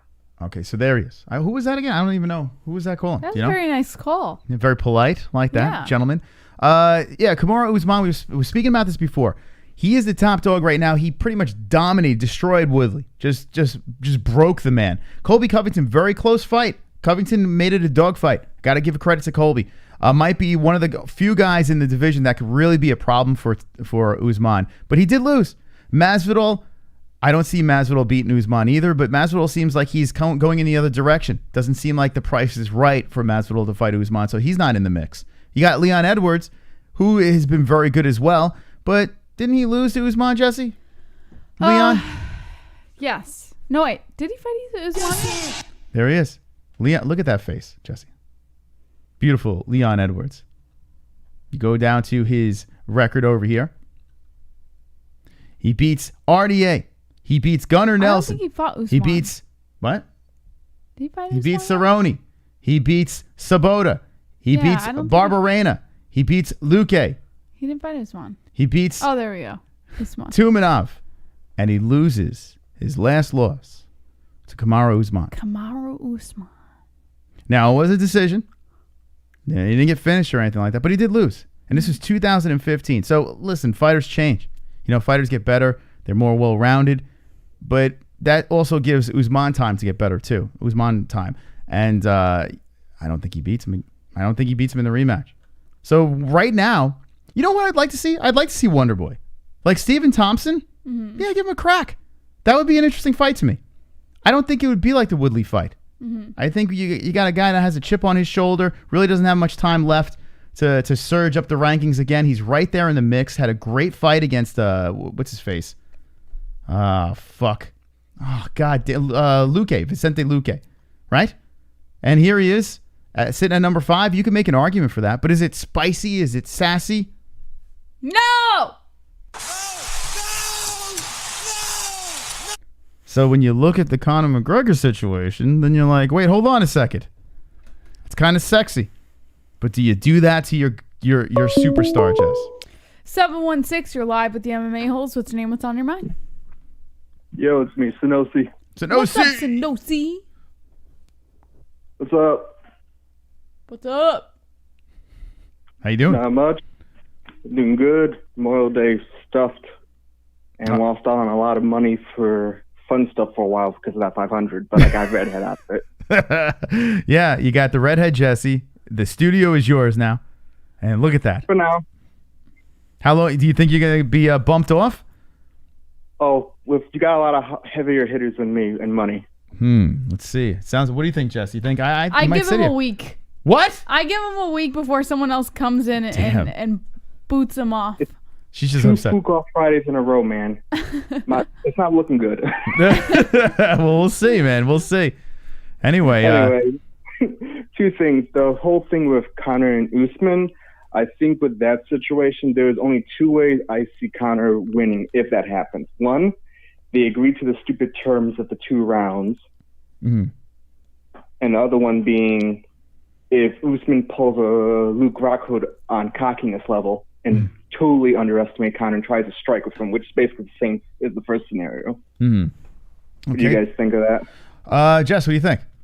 What do you mean, Jess? What do you think? You know you're lining up to answer. Go for it. What do you mean? I'm always answering. I'm letting you go first. Go for it, Moss. All right. Okay. It's very tough for me to think of an angle how Conor wins this thing. In every fight where he fights, if someone's lined up where they're going to drag him to the ground, you're saying, well, if Conor catches him early, it's night-night. Yeah. But we haven't really seen it at 170. He's dropped Nate a couple of times, but he hasn't put anyone to sleep at 170. And he doesn't beat Usman.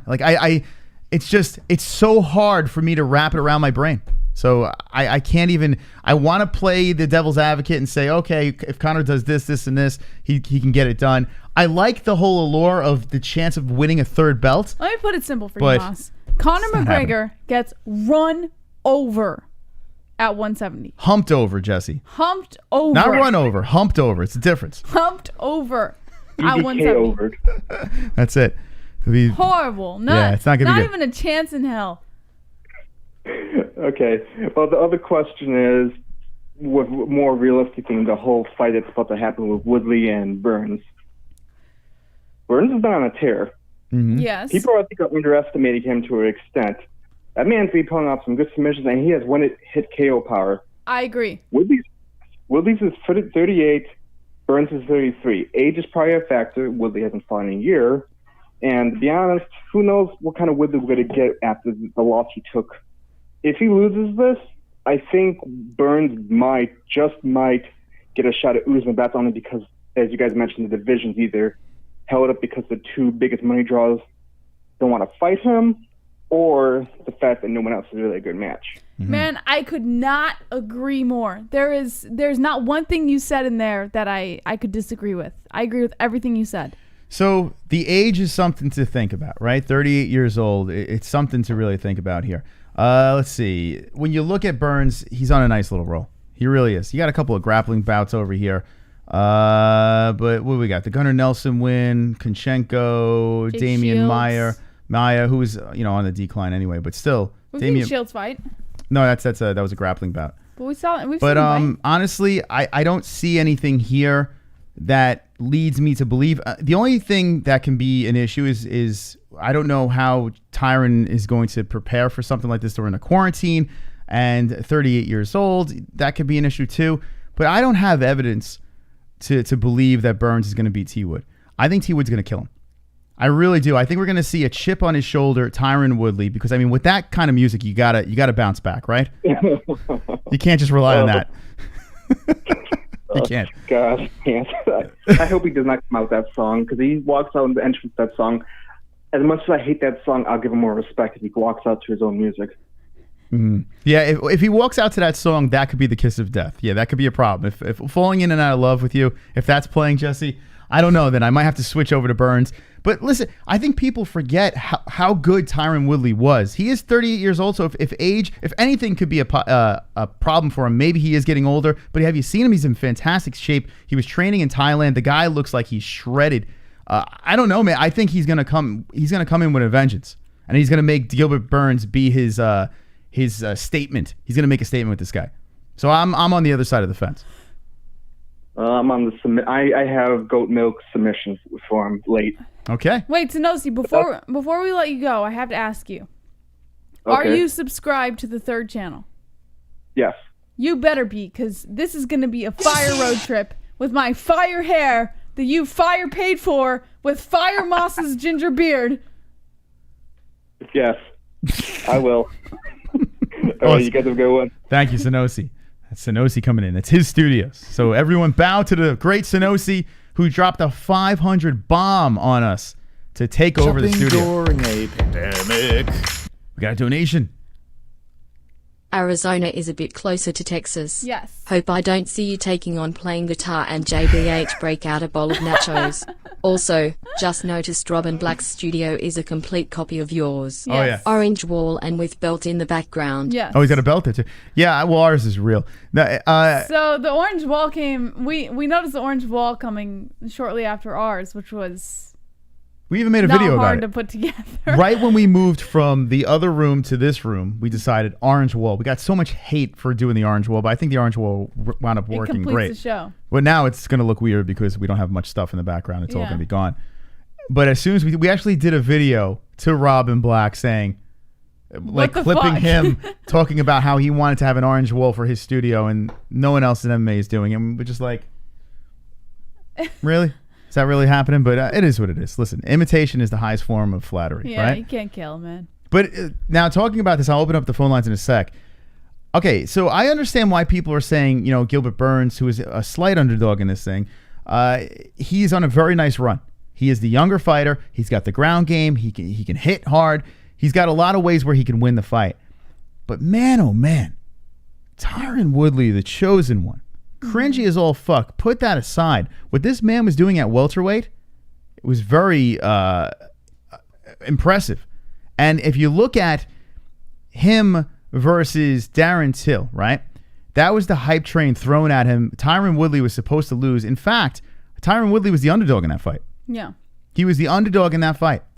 And Tyron had a chip on his shoulder. When you see a focused Woodley, someone that wants that W in the worst way, I feel horrible for his opponent. Mm-hmm. And Gilbert Burns is going to be in trouble because T. Wood is going to come back and he's going to beat the living snot out of him. Telling you right now. Telling you, Jess. I'm telling you. I'm telling you, Jesse. Yeah.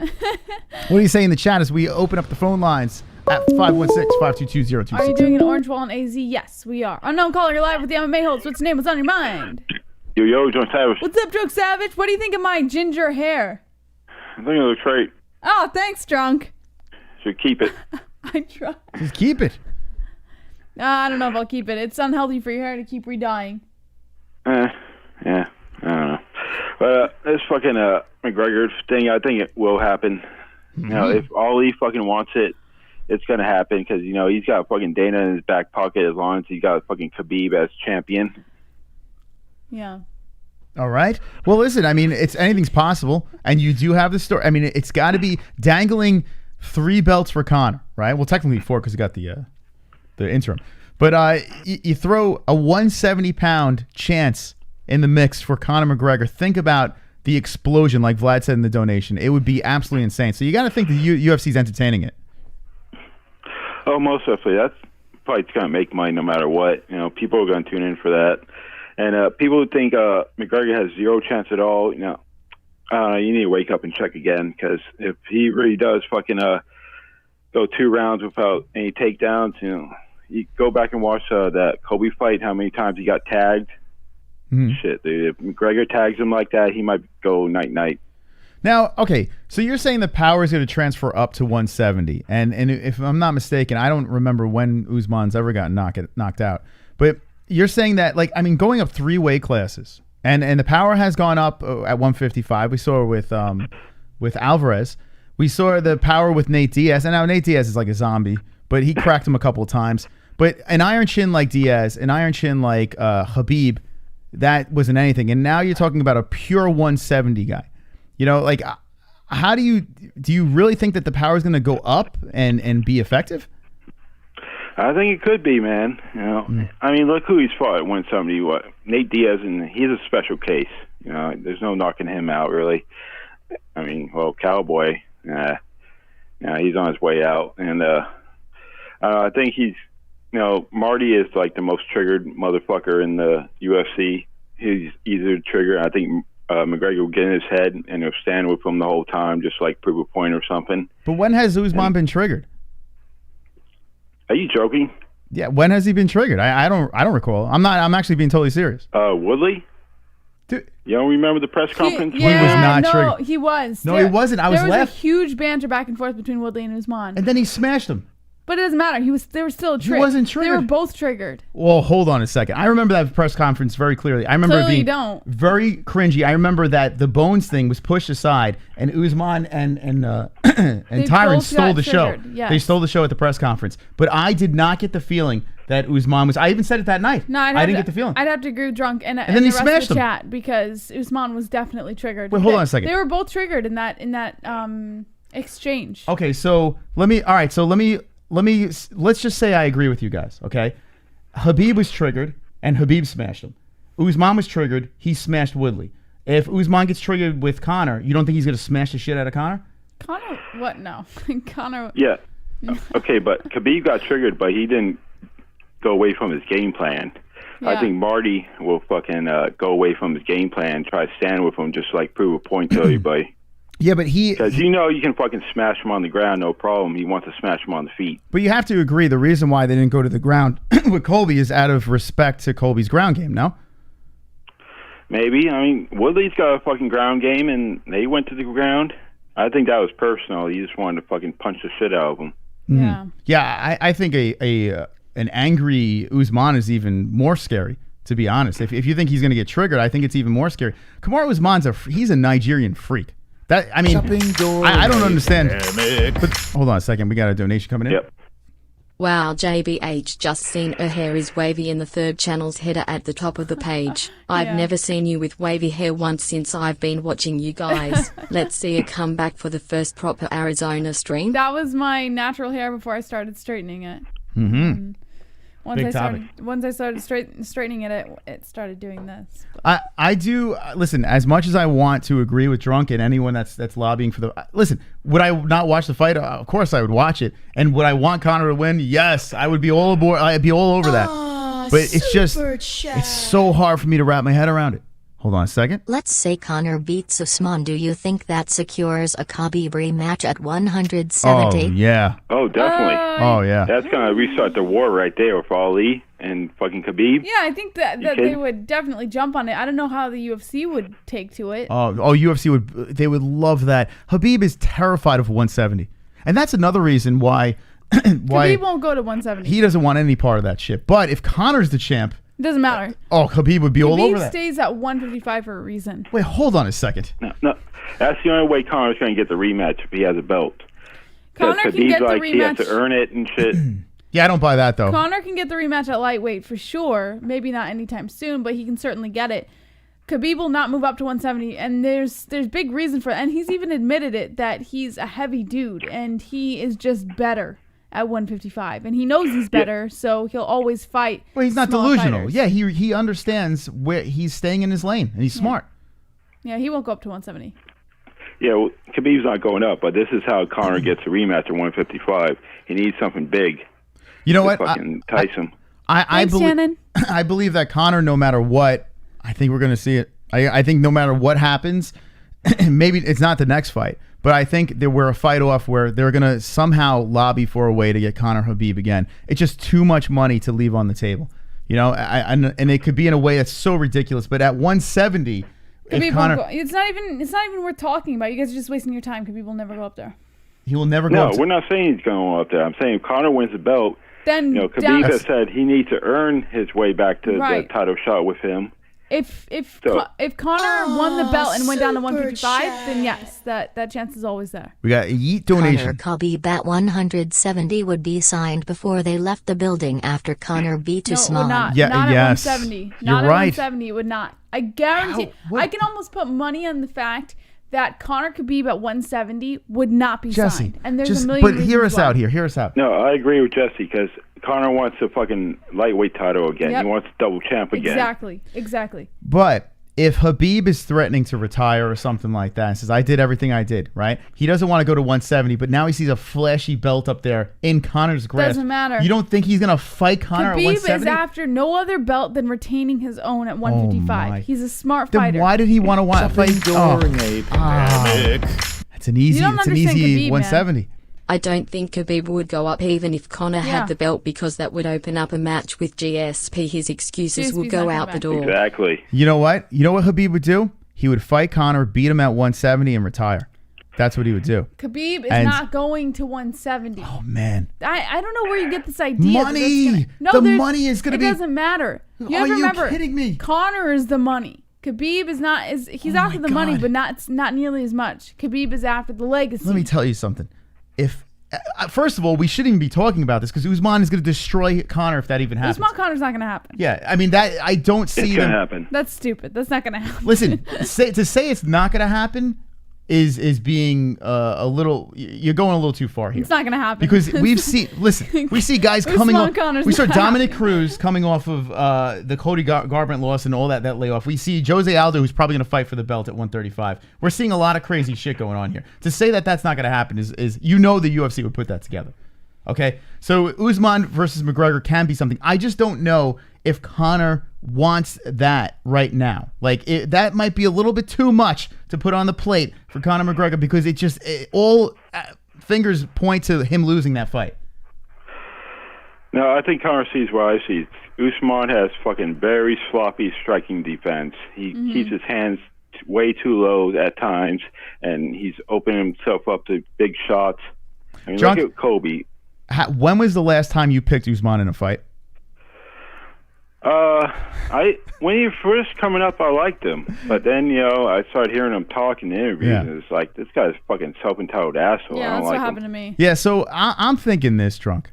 I'm thinking, listen, you don't like Usman. I have a feeling because I can't see how we can logically think. Listen, and I am the biggest Conor fan in the world. I don't think he dislikes Usman. I think he's just starting to sway away from him because of You Usman's want to see behavior. Usman lose. Stop it. You want to see McGregor put him night-night.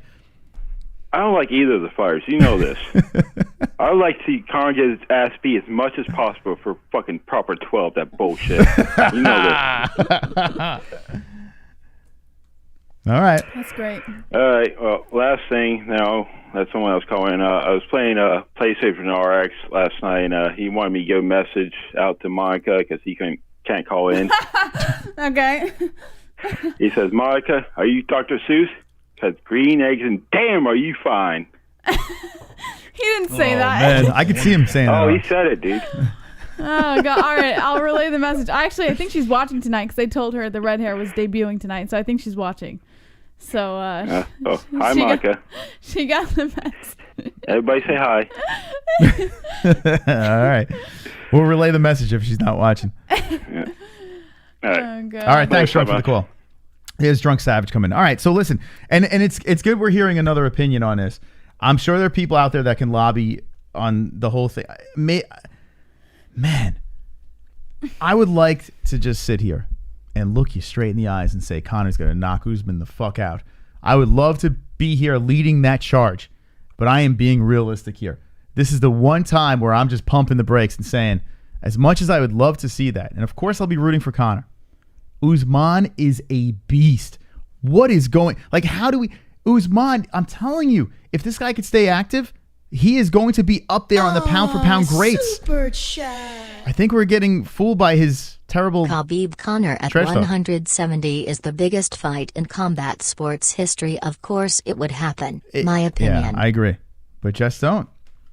All right. Just don't see that. I think you're ignorant if you think Khabib's going up to 170 at all ever in his career. To chase the chicken up there, get 2 belts. He doesn't chase the chicken chases him. Legacy, right? You preach that Khabib Legacy. We'll talk about legacy if he wins the 170 off of Conor. 409, you're live with the MMA Holes. What's your name? What's on your mind? Hey there, this is McGregor. Oh, Conor, what's going on, man? No, Conor, it's McGregor. Who? McGregor. Oh, McGregor. Oh, hey, McGregor. Yeah. What's up, McGregor? Hey, so I wanted to give my thoughts on what's going to happen with the 170. Okay, but first, Manny C, just admit it's you. I'm running out of names, so they're getting incredibly terrible. I'm just getting better at recognizing your voice. Why are you ruining McGregor's bit, Jesse? Jesus. Let him just go. All right, tell me about 170. What do you think? All right, so Gaethje, Conor wants to fight Gaethje. Gaethje wants to fight Khabib. Khabib wants to fight Gaethje. So I think the only logical thing left for Conor to do is fight Dustin Poirier till they fight. I think that's the only fight that makes sense. So you think he should wait for the Hooker fight with Poirier Hooker and then see what happens there? I mean, Dustin's calling him out right now, so I mean, he may bail on that fight and try to get the Conor fight. I think that makes sense till Khabib and Justin happen, because he's not going to fight either of those until that happens. For 185, not 185, for 170. What about Leon Edwards for Usman? Since no one else wants to fight, he's the guy. He should be the guy if you really think about it. Masvidal looks like he's checking out. He doesn't want any part of it. Yeah, Leon should be the guy. But you know what? Yeah, Usman already beat him, and it's not a big payday for the champ. So Usman's going to be a pain in the ass here. He's going to be a real pain in the ass. He wants to get a paycheck, so it's going to be tough to put that fight together. Yeah, it's a tough one. I mean, Masvidal, I think, wants to work on his wrestling before he signs the deal. That's why he's stalling the negotiations. And then you got to see. I mean, why didn't he fight Woodley? Woodley wanted to fight him, and he was calling everyone else out but Woodley. Why doesn't he want to fight Woodley again?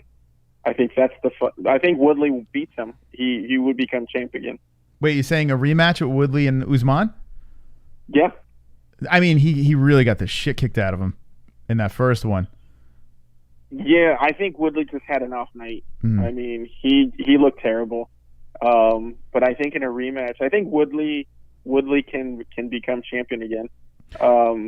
He's got a chance. I think that's pretty much it. I think Leon Edwards versus Usman, because both of them, I mean, they have nothing. I mean, they have no fans.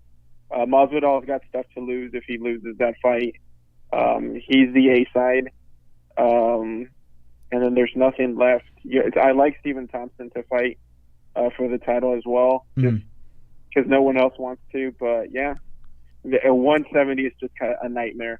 I wish the UFC would just make people fight. Okay. Well, thank you for the call. All right. That's Manny C coming in. And I got to say this. I disagree with almost everything he said, Jesse. Yeah, Dustin and Hooker are locked up. They're fighting. That's like a done deal. They signed the contract. So you can't talk about that with McGregor. But the Tyron Woodley, yes, he could be champ again. That's the one thing I agree with. If Usman wasn't in the picture, Usman will win every time. Usman's got his number. Usman is that good. Usman is legit nasty. And how he said, it was kind of interesting how he said that 170 is a nightmare and your champion is the Nigerian nightmare. He is your nightmare. This division is fooked with him up top. Okay? Leon Edwards, interesting. He already lost to him. Stephen Thompson would be an interesting matchup. Stephen Thompson can make it very tricky for Usman. So that would be an interesting matchup. But does anyone give a shit? Does Usman get paid? He wants a check. And right now, the only way to get a check is against a guy named Jorge Masvidal or Conor McGregor. My foot was up a balloon. 516-522-0267. Or maybe he fights Henry Cejudo. Maybe he comes back out of retirement. I could go for some ramen noodles right now, Moss. Well, you got an hour and 2 minutes to make those ramen noodles. An hour and 2, or you want to make it now, you could do that. I'll take some calls. Call the show. I want to know your thoughts and some interesting calls. I like that we have a plethora of opinions here. People all over the place with their opinions, and that's what I want to hear. A nice smorgasbord, Jesse. Oh, what? Wonderful. A smorgasbord of opinions. Smorgasbord? Yeah, this show is like a smorgasbord of opinions. Smorgasbord? It's a smorgasbord, Jesse. What is that? It's a smorgasbord. What is variety. that? All right, here we go. Wow. Oh my God, there's calls everywhere. Oh my goodness. 732, you're live with the MMA Holes. What's your name? What's on your mind? And you're gone. 510, you're live with the MMA Holes. What's your name and what's on your mind? Darrell from Oakland. I just wanted to touch on the 170-pound nonsense, the Conor McGregor. Wait a minute. Usman Wait, Darrell? Like, is this the Darrell that was around in the beginning? Jesse. What do you think? All Darrells are the same? Darrell, I apologize for my redheaded. And I think that was Darrell. Darrell. Yeah. Was it Carell? Terrell. All right, Terrell. Come on, Jesse. Terrell. I heard Darrell. Well, you Sorry. think everyone's the same. No, I don't. You lump all the Terrells together. I said Darrell because I thought he said Darrell. Anyway, but it's Terrell. Terrell, what's on your mind, man? I just think as a Conor, I'm a Conor fan myself, and I kind of agree with you, Moss. I just think that's a terrible matchup for Conor. I don't think if there was he made a list of guys that Conor McGregor should avoid in those three divisions. It should be Kamaru will be at the top of that list. That's one guy you do not want to fight. Got great wrestling. He got great heart, great cardio. His striking isn't really there. I get that, but that's a tall order for a guy. He walks around like around 200 pounds when he walks into that cage. So I don't see it. I really don't. Yeah, I think Conor will get dog walked in there. Man, listen, I would love to find a way for Conor to beat this guy. And yes, listen, Conor has power. I just don't know if his power can translate against a guy like the Nigerian Nightmare. This guy it's really something else to watch this guy fight. And I don't understand why people don't give him the credit he deserves. Maybe it's because of the cringiness on the mic. Maybe that's what it is. But the guy deserves all the credit. He's charged up the rankings and then just snatched that belt like it was nothing. Then defended his belt. I mean, this is not ridiculous. It's I get it.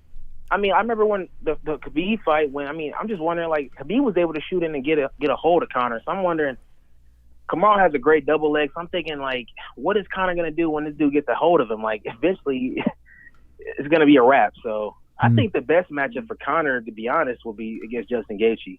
I think that'd be his best matchup. I think people who think he can't beat Gaethje are crazy. Gaethje will be is an easy matchup for Conor, in my opinion. Easy. I would love to see that fight. I think he should wait it out, and try to get the Gaethje fight. If you can't get that, sit it out and wait until the Khabib and Gaethje fight gets through, and then take on the winner. There you go. Thank you guys for taking my call. I really appreciate it. You guys have a good Terrell. night. You have a Appreciate good night. the call. All right, so that's Terrell calling in from Oakland, like that. Not Darrell. Terrell. Made some good points there. Yeah, listen, Conor versus Gaethje. Who would not want to see that fight? That would be fantastic. I want to see that. That was the fight that everyone wanted when Conor was coming back. I think Conor chose the right one in Cowboy, getting that win over a guy, listen, he's going a little down in his career. Now he's ready to rock again, all fresh and ready to go. Gaethje, Conor, complete fireworks. But let's be honest here, Gaethje has to fight Khabib. Let's be honest. That has to happen. That really does. And if it doesn't, then maybe Conor should wait. What do you think about that? Do you think Conor should just sit there and wait to see if Khabib does come back? No, I think Conor should continue with his career as planned, and I think Gaethje is one of those people. I don't know if Masvidal is really the best answer for that, but if he thinks so, then he's going to do it anyways. It doesn't matter what anybody says. So if Conor doesn't wait, okay, Gaethje's going to fight Khabib. Who does Conor fight? Probably Masvidal. That's who he would fight. No Nate Diaz? No. Okay. I would see Masvidal before Diaz. Okay, 516-522-0267. I honestly think that Diaz is probably the front runner. I think the trilogy's the front runner, but I'd rather see the Masvidal fight. That's how I'm going to go with this one. Some good calls here. 773, you're live with the MMA Holes. What's your name and what is on your mind? Proud to be an American. Perfect time to pee. I'm free.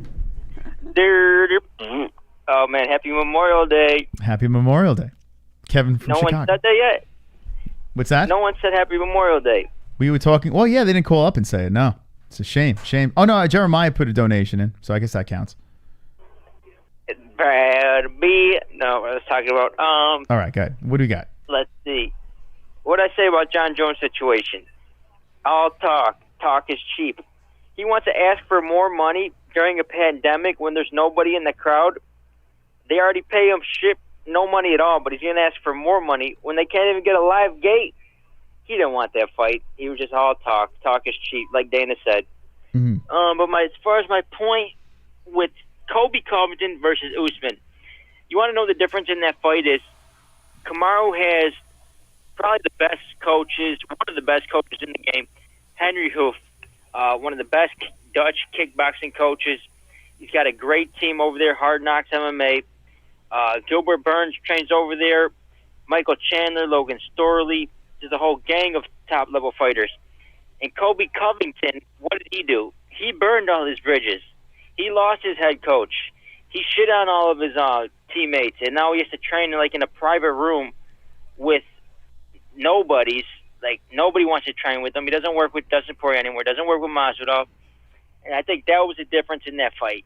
Mm-hmm. Colby Covington burned all his bridges, and now he's got to find training partners, gavage them up, while Usman's got good camaraderie over at Hard Knocks. And that's another point. Do you know Gilbert Burns trains with Usman? Does he? No, I didn't know that. Yeah, he trains with them. They're the same team under Henry Hoof. Oh, wow. I always see training videos of them together, so that's going to be interesting. Yeah. I mean, you got a guy Burns, that dominated Woodley, and now you get the inside story track on him. Yeah. That should help.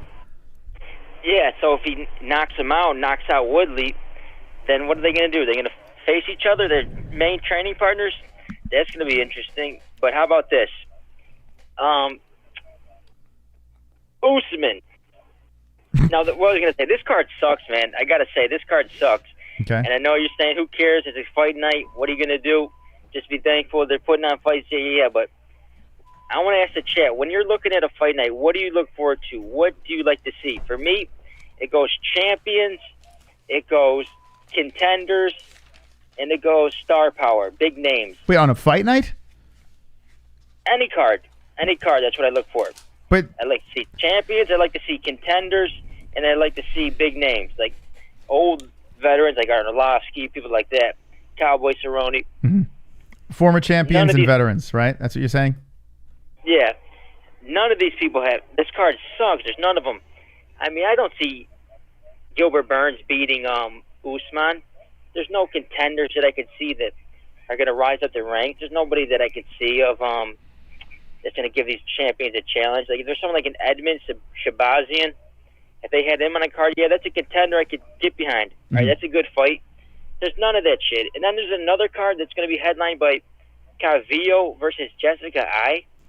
And what are you going to say? Oh, just be thankful. It's a fight night. What are you going to do? F that. UFC's got to put better product. So let me ask you a question. Would you rather, and here's the solution, you rather them tighten up the roster and have less cards per month? Would you rather that? I'd rather them put some better fights on. I'd rather see some contenders fighting. You can't bigger just pull, names. you can't pull fighters out of, and you got to remember, there is a pandemic going on right now. So where are you pulling this talent from? Where is the pool that you're pulling from? They're pulling fighters that are able to fight right now. So I don't understand why you complaining about something that they're just giving you extra entertainment right now. There's so many fighters in the UFC roster. You know what they're doing is they're milking these low-level fighters just to scrap and put a card together. They're not doing by the fans, giving them quality cards.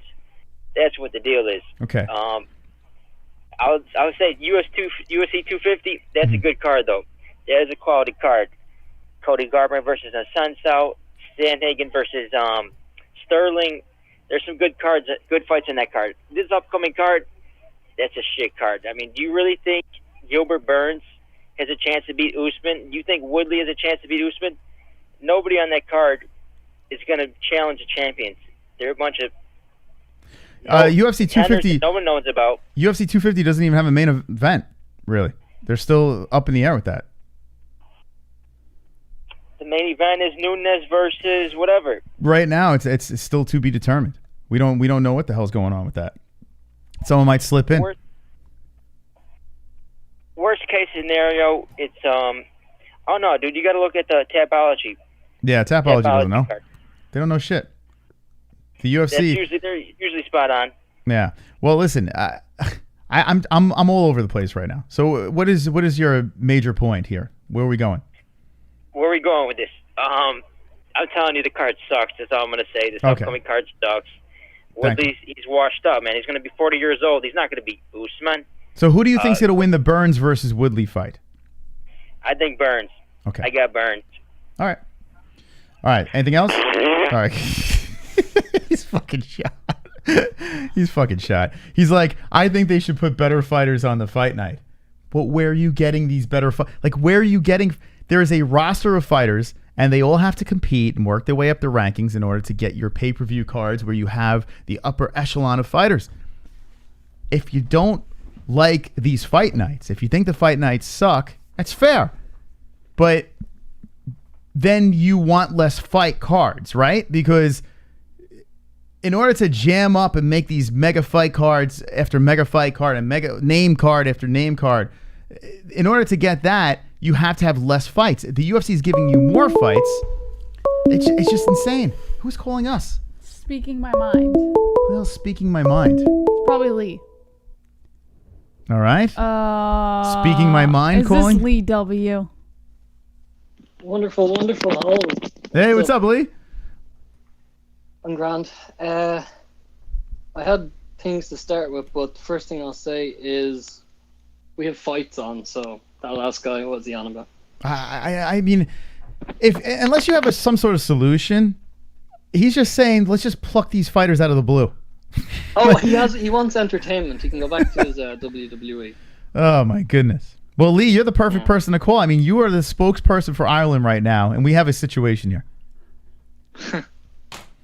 Help us out. Yes. Help us out here with Conor McGregor and Usman. We want to know your thoughts. What's going on? What's the buzz about this? Well, I gave... I think we were talking about this a while ago before, but Usman all day long. I put in the chat earlier, the chance of McGregor beating Usman is the same as Triple C beating the Big Show. So. I'm kind of with you there. I hate to say it, but I'm with you. I agree with you on your just going back to last week. I was so happy that they were back. The decision, you were spot on. Early stoppage. That was, for the co-main. For with Dominic Cruz? Yeah, Dominic Cruz. Yeah. Oh man, yeah. Cruz is still fired up about this. I'm not surprised. The shows you the ref or the judges and ref can both still fuck up without the crowd involvement. Remember there was a debate about that a while ago during was it Brazil, or do you remember that one card they had behind closed doors? Mm-hmm. So it shows you that, I don't know if they need more training or they need to get ex-pros or how they can maybe change the score, and I don't know. Yeah, it's a mess. The judges are really messy, and you have to wonder if them hearing the commentators is affecting them. I think it is. I mean, it can't be just a coincidence that the judging's been all over the place, you know? Oh, remember you were saying about the what we were thinking about no crowd, the sound of the even leg kicks and the heavyweights, and it's different. So I don't mind it. Mm-hmm. Other sports I can't watch, but the UFC I'm like, yeah, I have views on anyway, so the commentator, doesn't really make much of a difference. You know what's funny? So, we haven't had a chance to watch back the fights and listen to the no crowd fight. We got to go back and hear the striking and the talking and stuff like that. I have to give it a listen. But watching it's exactly the same to me, at least. Yeah. There's I think Jones is all talk, no walk. I think Ngannou smashes him. And if I want to see Ngannou fight anyone, it would be when Fury is mad enough to go over to the MMA. After his contract runs out. Yeah, Ngannou's been talking about that a lot. He's still yapping about that. We'll see. I underestimated him, I think, a bit because of his technique, but he's so overpowered it's kind of null and void. Mm-hmm. Yeah. One I'd throw out about the McGregor is maybe Wonder Boy would be the fight I'd lean for, for an action on the feet. Well, like a Wonder Boy McGregor fight? Yeah, 170. You know what's funny? When we did the Gotham magazine shoot for Wonder Boy and Weidman, And I got I got very lucky that a friend of mine hooked me up and I did the video for it. And we were interviewing Wonderboy, and a lot of the talk was him versus McGregor. There was a lot of that going on because of the striking style. And at the time, I was saying to myself, man, I think Wonderboy's just too big, and he's such a good striker. I think it'd be a real big problem for McGregor. But right now, and seeing Wonderboy get knocked out by Pettis, I think it would be an interesting fight to see those two go at it at this point, at this stage of the game. It wouldn't be boring anyway. Not that much. No, it would be fun. That would be a lot of fun. Whereas the others, I give him a chance against Masvidal, but a chance. I see him. He could do it. Not at all. I have to say as well, Jesse, I like your new style. I think I'd prefer it over the blonde. I remember you did that. Oh, thanks. Thanks, Lee W. I think it goes well with the holes. You're fiery as well, so. There you go. Yeah, we got a lot of gingerness going on. It fits with the personality of the show, right? Of course. Yeah, personalities. Yeah, I was definitely going with orange because I remember you were saying about the green screen. I think that would be quality as well. I'm thinking about it, but I got to talk it over with Jess. Like, I think there would be a lot more options if we did that, but I don't know. We got to see the room. We were discussing, so the background, right? We want to paint it orange so we could put the stuff up. Yes. But if we had a green screen, it could be orange. It could be graphics going on back there. I mean, my mind is going all over the place with what we could do back there. But I knew it was going to go here. I know, but I don't think she wants it, right? It's not that Jesse, he wants it. Get it for Christmas for him. It's not that he, like I'm usually pretty open when it comes to the show because he's usually pretty good with the production, so I usually give him the benefit of the doubt. But my thing is when we move, there's already going to be a million stresses when it comes to rebuilding the studio and adding a green screen. No, it wouldn't be a green. We would paint the wall green. That's you're gonna paint the wall green, and now we can't put up fan art and all that. All the stuff that we've gotten from fans and stuff like that. We can't put that up. There are ways. How? I don't know. I'll figure it out. Yeah, I don't know how you're gonna figure that out. But we gotta see the room first. You'll have like the portable whiteboards that you'd drag in, and you'd be like, "This is the art." We show it for a minute and then throw it away. What I'd like to do is have a special screen of like viewer art. So basically, one of our streams normal streams would be in the background viewer art. We could do that, yeah. We could actually a sidewall. Could you? We could superimpose anything back there, so we could take a picture of the viewer art, throw it back there. There's a lot of shit we could. I don't know. You're adding a whole other. Look what you did, Lee. Look what you did. To the studio. Have you been shooting the bidet up your ass? What's going? How's the bidet? Does it fit? Oh yeah. I actually was coughing the other day, and I thought, that's a bit of water coming out. Oh my god! And perfect timing as well when all the toilet paper went away. So there you go. That just worked out well, didn't it? Look at that! Yeah, no, it's great. It's well recommended. I'm surprised it fits on Irish toilets. What does that mean, Jess? Irish we don't people have dogs now. We don't all live out in the country. Irish people have to be all different and shit, It's out in the field, puts the bidet. You gotta out in the shack. Oh man! Well, then we learned. We're very ignorant Americans over here, so we don't know what the hell we're talking about. Well, we do have different plugs, so I could see why you were talking about that. Like yours is 2-pin, ours is 3. Yeah. So there is certain things that you do have to get a transformer and stuff like that. So I'm not surprised, but I checked it, so I knew someone that was a plumber. So I was just like, "Here, what's the story?" I got one more question about this. Are your anuses the same shape as Americans or no? I'll have to do a road trip just to compare. Because I don't know if it's a different shaped anus. That's good. That's a good way to end that one. Right. That was funny. All right, Lee. Anything else on your mind, man? This is the same shape. Well, that's a funny way. No, actually, we have shamrock shaped anuses. Yes, yes, baby. Oh man. No, that's not good. I just wanted to check in.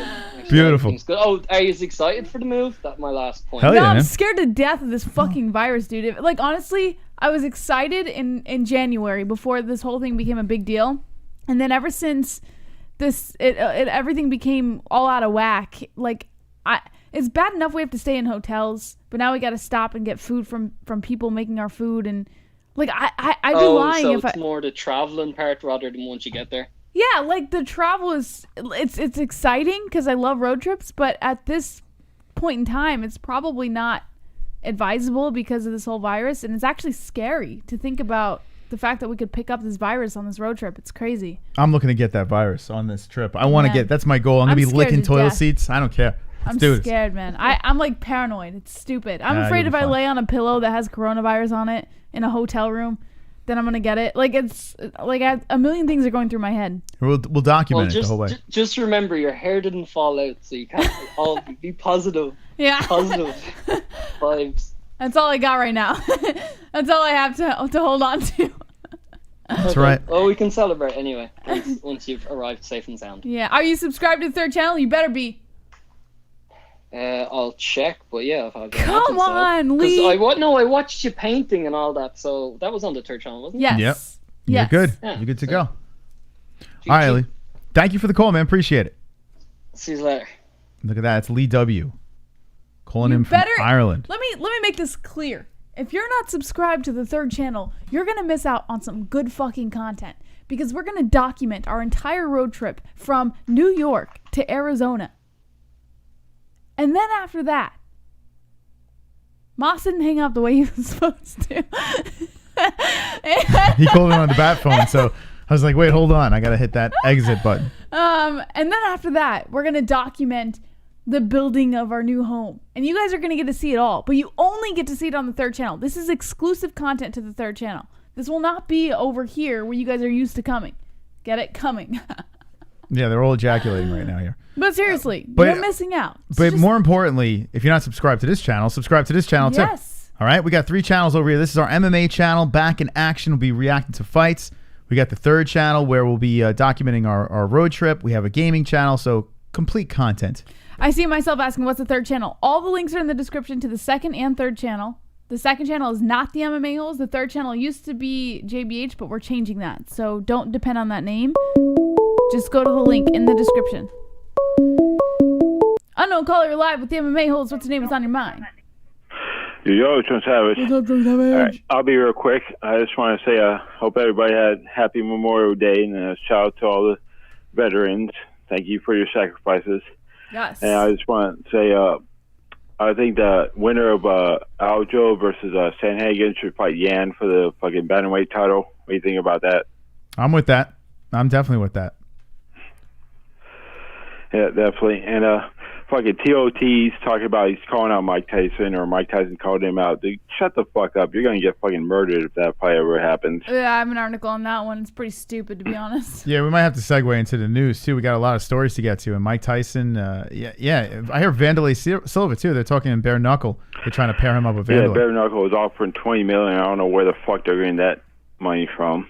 But, They paid Paulie something ridiculous, too. I have no idea where they're getting this money. It's insane. I was reading an interview. Mike said he's going to take whatever money he makes from his next fight and donate to homeless and like helping people out with addiction. So that's pretty cool of him. Yeah, Mike's he's an interesting character. This guy, you know, he really is something else. It's so funny. I was watching Joe Rogan talking about him with Kevin Hart. And the transformation, like how he didn't want to work out anymore. So he stayed all fat and all high and everything like that because he knows if he works out, he gets that rage and he turns into a different man. And here he is all shredded again. And we're getting like vintage Mikey. I like this. But he's like an animal, but he's a nice animal now. Like, I don't know. It's weird. It's a weird Mike Tyson we're getting to see. Yeah, I really hope he fights again. You know, JBH, you get to live through that at least once. Yeah, that'd be cool. Do it. It would be cool to see it in back real in the time. day, dude, fucking Tyson fighting, dude, that was fucking something. Mm-hmm. I still have to go back to when he bit that dude's ear off. Yeah, she never saw the Holyfield fight. We got a donation. Why does Drunk Savage sound like Nick and Nate Diaz's long-lost brother? Can you guys let this starving Ethiopian call in?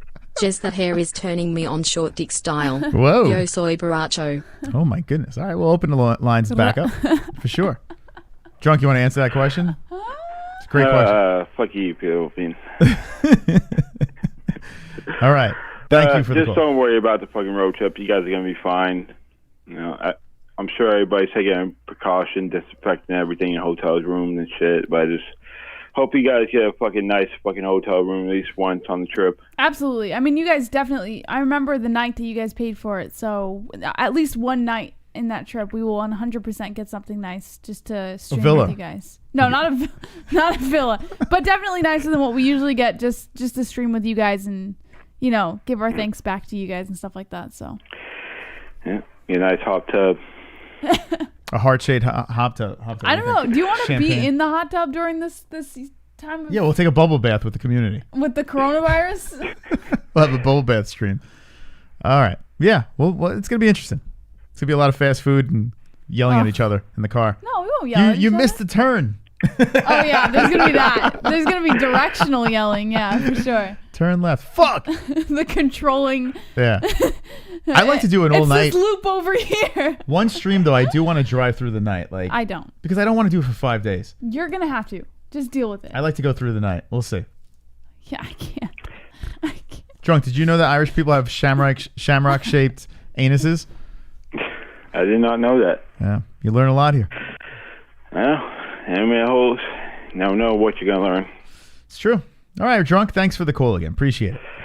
Yep, love you guys. Later, love you too, Drunk. Love you, Drunk. I don't know where that came from. I don't know. Well, I know. You're tired. 516-522. What? Whoa. What? Unknown caller, you're live with the MMA Holes. What's your name? What's on your mind?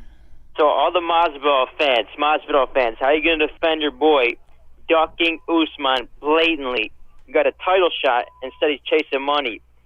Don't you want to be a champion? Don't you want your legacy to be left?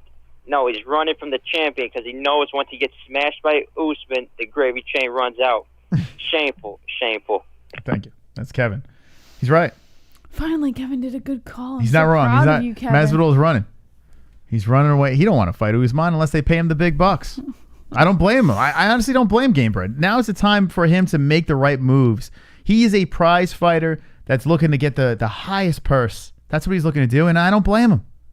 I'd sit out and fight Conor, right, over Usman. Usman, what is it going to do? Make you less money and beat your face into the mat. So I'm with Kevin there. I agree with him that one. What do you think, Jess? No? Jessie fell asleep?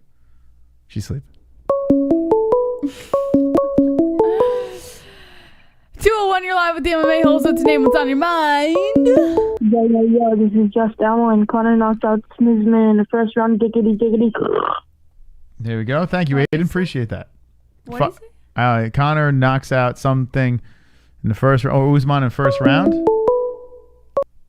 617, you're live with the MMA Holes. What's your name? What's on your mind? 617 is gone. 516-522-0267. I fucking can't. 405, you're live with the MMA Holes. What's your name? What's on your mind? It's Mike Tyson. I just want to call and say I'm coming back and I'm taking out everyone. Everyone dies tonight. I'm the greatest ever. Oh my God, it's Iron. Allah. Hold on a second. Iron Mike Tyson is on the phone. Could you believe this? Just he hung up on us. No. Oh man, that wasn't very good. That wasn't a good mic. I'm sorry. What do you mean? That was Mike. That wasn't very good at all. That was him. I would like people to call in and give us their best Mike Tyson. That was Mike. What do you mean? That was him. 732, you're live with the MMA Hills. What's your name? What's on your mind? Yeah, I'm just calling in again. I wasn't me that hung up. I think my phone glitched, but I just want to get into the UFC this weekend upcoming. Actually, I think Woodley wins this one. Okay. Hold on. Yeah, I think Woodley wins. If you look back on his record, every time he's lost, he comes back with the first round knockout. And Chris, tell me what Gilbert's strongest asset is. Listen, he's very nice on the ground. He's great at jiu-jitsu. Who's also great at jiu-jitsu? Damian Maia. And even though Woodley did have a boring fight against Damian Maia, he defended all the takedowns. Mm-hmm. All the takedowns. So, you know what? I know that Gilbert has a powerful right hook, and I'm rooting for him, obviously. But I think, Woodley nullifies the takedowns. He's going to shut down the jiu-jitsu. And look back at it, man. Every time this guy's lost, he comes back with a Can you give us your best knockout. Valley Girl accent? Hold on a second. Got a donation. Oh my God. We're slapping some ass, Justin. Hold on. ARIEL HELWANI Dono. Ariel. Here he comes. Slap along, Justin. But.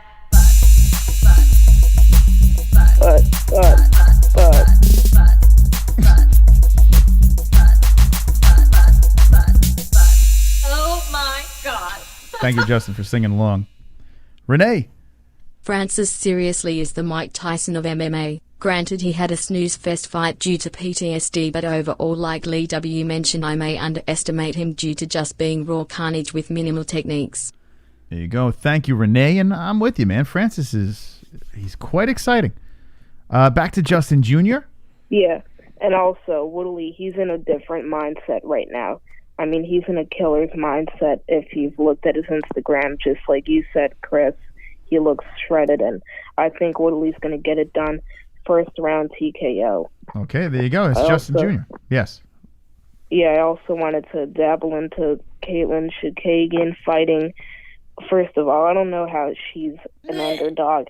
I mean, I would expect her to be a slight favorite. Antonina Shevchenko, she's not as good as Valentina. Obviously, she's much worse. Oh wow! Hold on a second. You're right. She is a slight underdog. Damn, that's an easy bet. I don't know, man. You should definitely place a bet on Chookagian. Yeah, what are they smoking? Chookagian's gonna beat her. It's because her last name is Shevchenko. You're right, Justin. You hit the nail on the head. It's a good catch. You know what, Chris? The way Chookagian fights, it's a point fight style. I think, I don't know. Obviously, I'm not too familiar with betting, but I know you win more money when the person's the underdog. So just pick Chookagian by decision. Chookagian's a point fighter. She comes at you with different, side steps. She sidesteps, strikes, does a couple lighthearted strikes, and then moves out. Antonia Nina, she doesn't have the experience on her side. And, I think Chookagian, obviously, is going to win. Hold on, we got a donation coming in. My Ethiopian. connections told me that John Jones told Dana White to play along with his tweets but to never make that fight against Ngannou. Hey Justin Jr., I was balls deep in Pornhub when I was your age. WTF you doing, little young buck? You don't have to answer that, Justin, but thank you for the donation. Appreciate that. We don't need to know the answer. Ethiopian. Yeah. Yes. What the hell's going on here? Yeah. Antonina Shevchenko lost to Roxanne Modafferi. Screech. Okay? Or just let that simmer in your head. Justin, listen, put all your money on Chookagian. Crack the piggy bank and put it on Chookagian. 100% I'm with you. I also wanted to make one more point. Mackenzie Dern versus Hannah Cyphers. Easy fight. Mackenzie's gonna win. Probably. I was thinking submission, but I'm leaning more towards decision. Obviously, this is a gimme fight. Hannah's unmarketable. She barely speaks. She's so shy. But she's got a great ass. Mackenzie has the personality.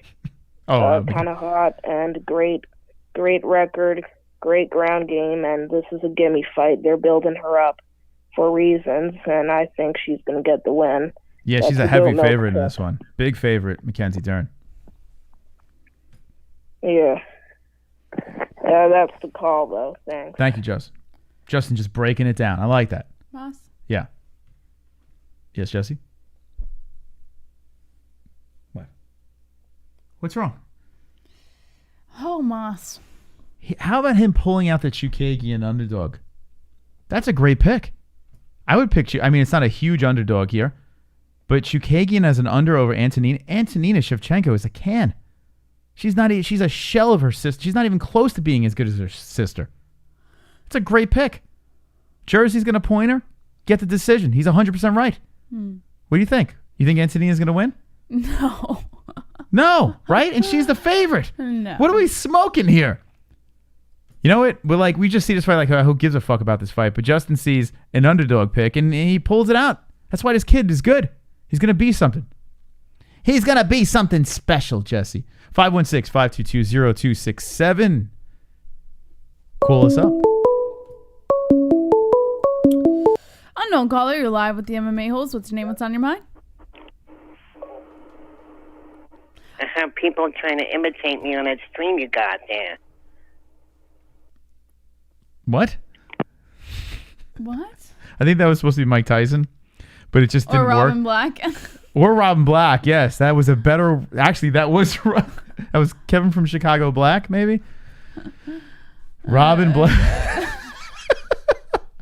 He does follow us on Twitter. We never followed up with Robin Black. Why did we not get him on the show? We did, right? No, we I never followed up with him. I mean, I've DM'd. We've DM'd back and forth, but I was fearful of what could happen. It's the Knitter! Hi, Chris. Hi, Jesse. What's up, Knitter? Oh, hanging in there. Oh, so Ann, okay. She almost died, Jesse. She almost died. Yeah. I didn't know if she wanted me to disclose this to the whole community. shit. I was going to ask for her permission first. Why would you Thanks, just... Chris. Why would you just like... She almost now died you on the can of worms, so now I've got to say. now Jesse, she was going to die. Now I and might I as well- almost killed myself. When I saw the DM, I was like, no.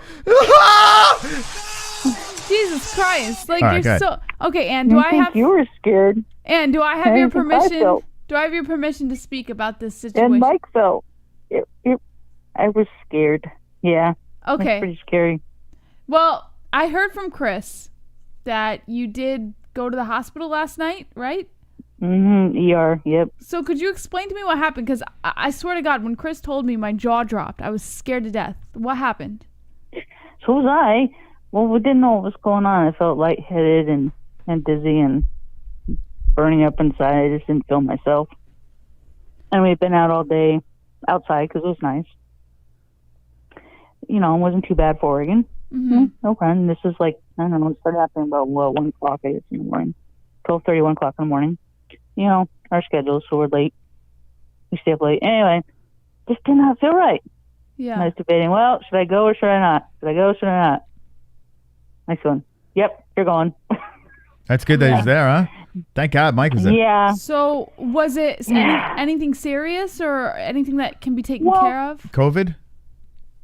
No, not COVID. Nope. No. Did you think I had it was? every test done except for that, but Oh, okay. every test was done on me, from blood to everything, chest x-rays to EKG and all that. So everything's good, heart, lungs, everything was good. I guess I got dehydrated. Listen, I've been never hospitalized for happened that. before. Sucks. That's not a cool feeling. For dehydration? Yeah, twice I got hospitalized. I did not know what was going on, and so they had the IV in me and gave me the liquid. Hold that thought. We got Chrome to your dome coming in. Jesus, San, you can't go without knitting me some drawers. Don't go to the light. Just turn it off. Oh, God. You fucking turn it asshole. off. Turn it off. I thought I sounded like I was thinking of the MMA holes the whole time because I'm in there by myself because he can't come back because Right. COVID. Yes. So I'm in there for 4.5 hours by myself. I'm like so nervous. He said, "Calm down." I'm going, "Well, you try to calm down. I don't know what's going on." Yeah, there's just... I'm on this stupid thing, and the machines are on, and I got everything plugged in me, IV and blood drawn, and this and that, and I'm sweating and worrying, and I just, I was just really nervous, and he couldn't be back there, and so I was just thinking of stuff in my head because there's nothing, no TV, no phone, no nothing, so no one's in there, and so I'm thinking MMA holes. Yeah, MMA holes. I was thinking all the funny stuff like you guys are doing. I was thinking That's in my awesome. head, a fart on Jesse and the Woodley song and stuff like that. So you guys are, just keeping me sane in there too. And Sure. thinking of Mikey, and Mikey was watching over me and my parents and everybody. So yeah, it was scary. I mean, it's better to go, and I'm glad it was just that really badly dehydrated, and evidently I just didn't drink enough water.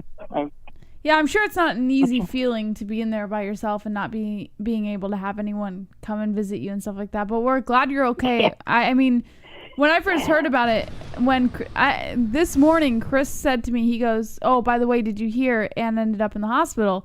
My jaw dropped, and I was like, "What? Why?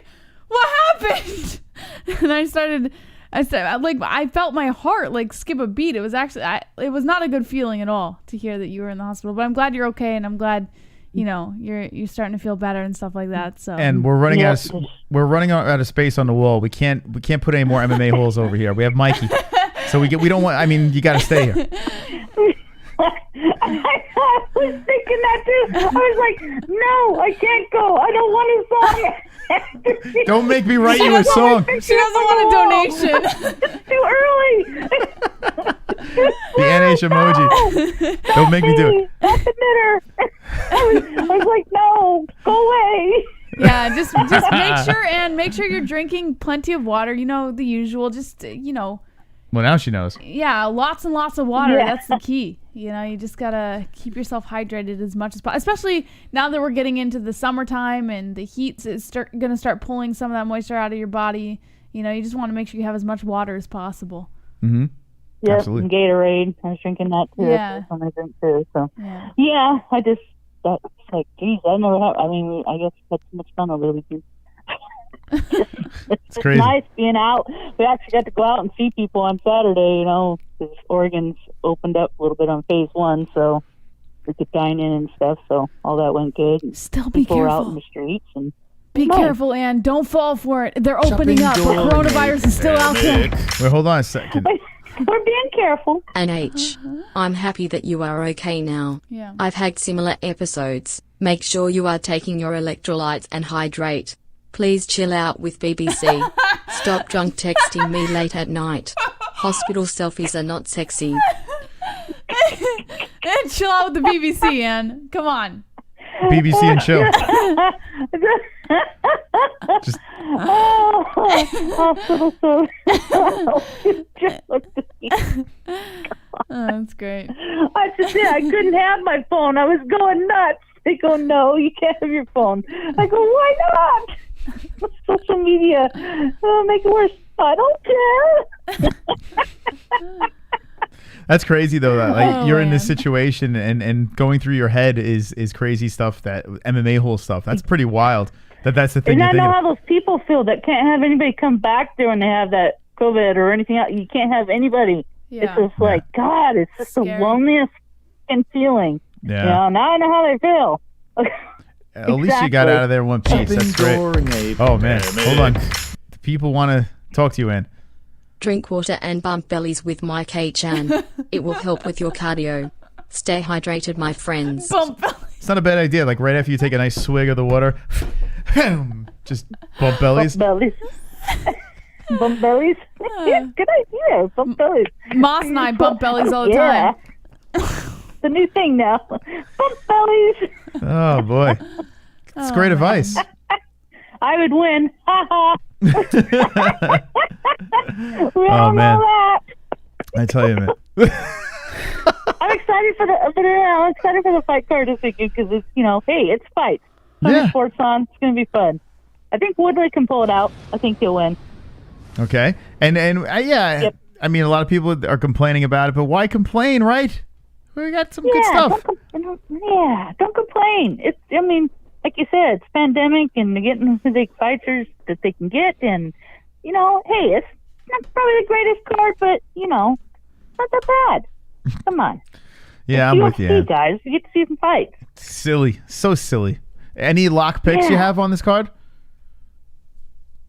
Any lock? I say Woodley's going to win. I think he's going to win. Okay. So Tyron Woodley, the chosen one, bouncing back against Gilbert Burns. A lot of people are liking Burns.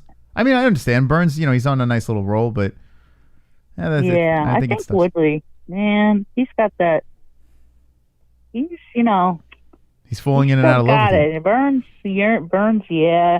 He might just get too excitable and be too over aggressive, and bam, yeah, Woodley will get him. I hope Woodley knocks him out quick. That'd be fun. That'd be fun. Wouldn't that be great? Yeah, see like a little old school Woodley go in there, you know, with a vengeance, say something cringy on the mic. Maybe freestyle rap after he wins.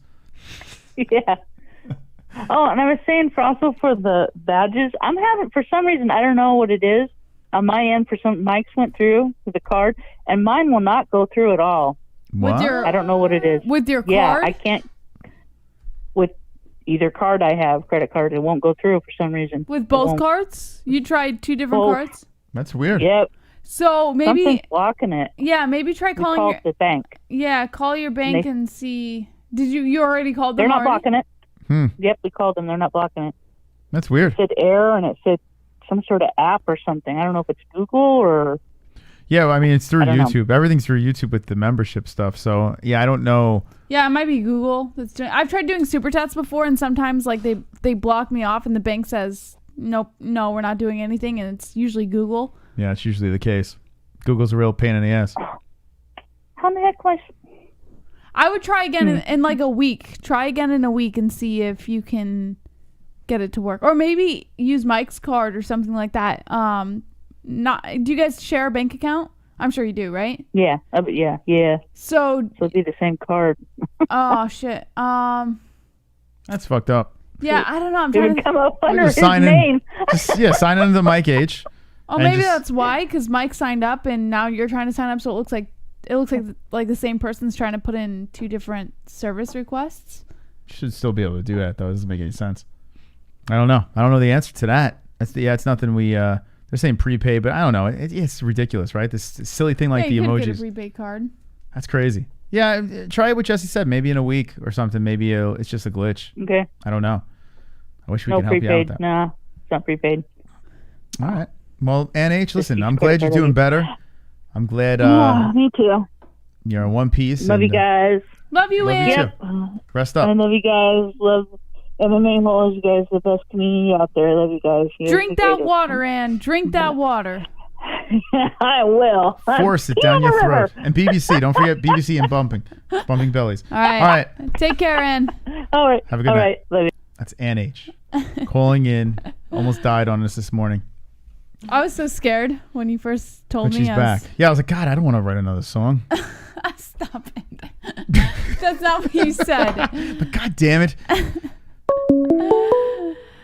832, you're live with the MMA Holes. What's your name? What's on your mind? Hello, this is Mike Tyson. Hey, What's up, Mike Tyson? What's up, man? What's going on, y'all? Did y'all get my Did you guys happen to get my my postcard I sent you? The what?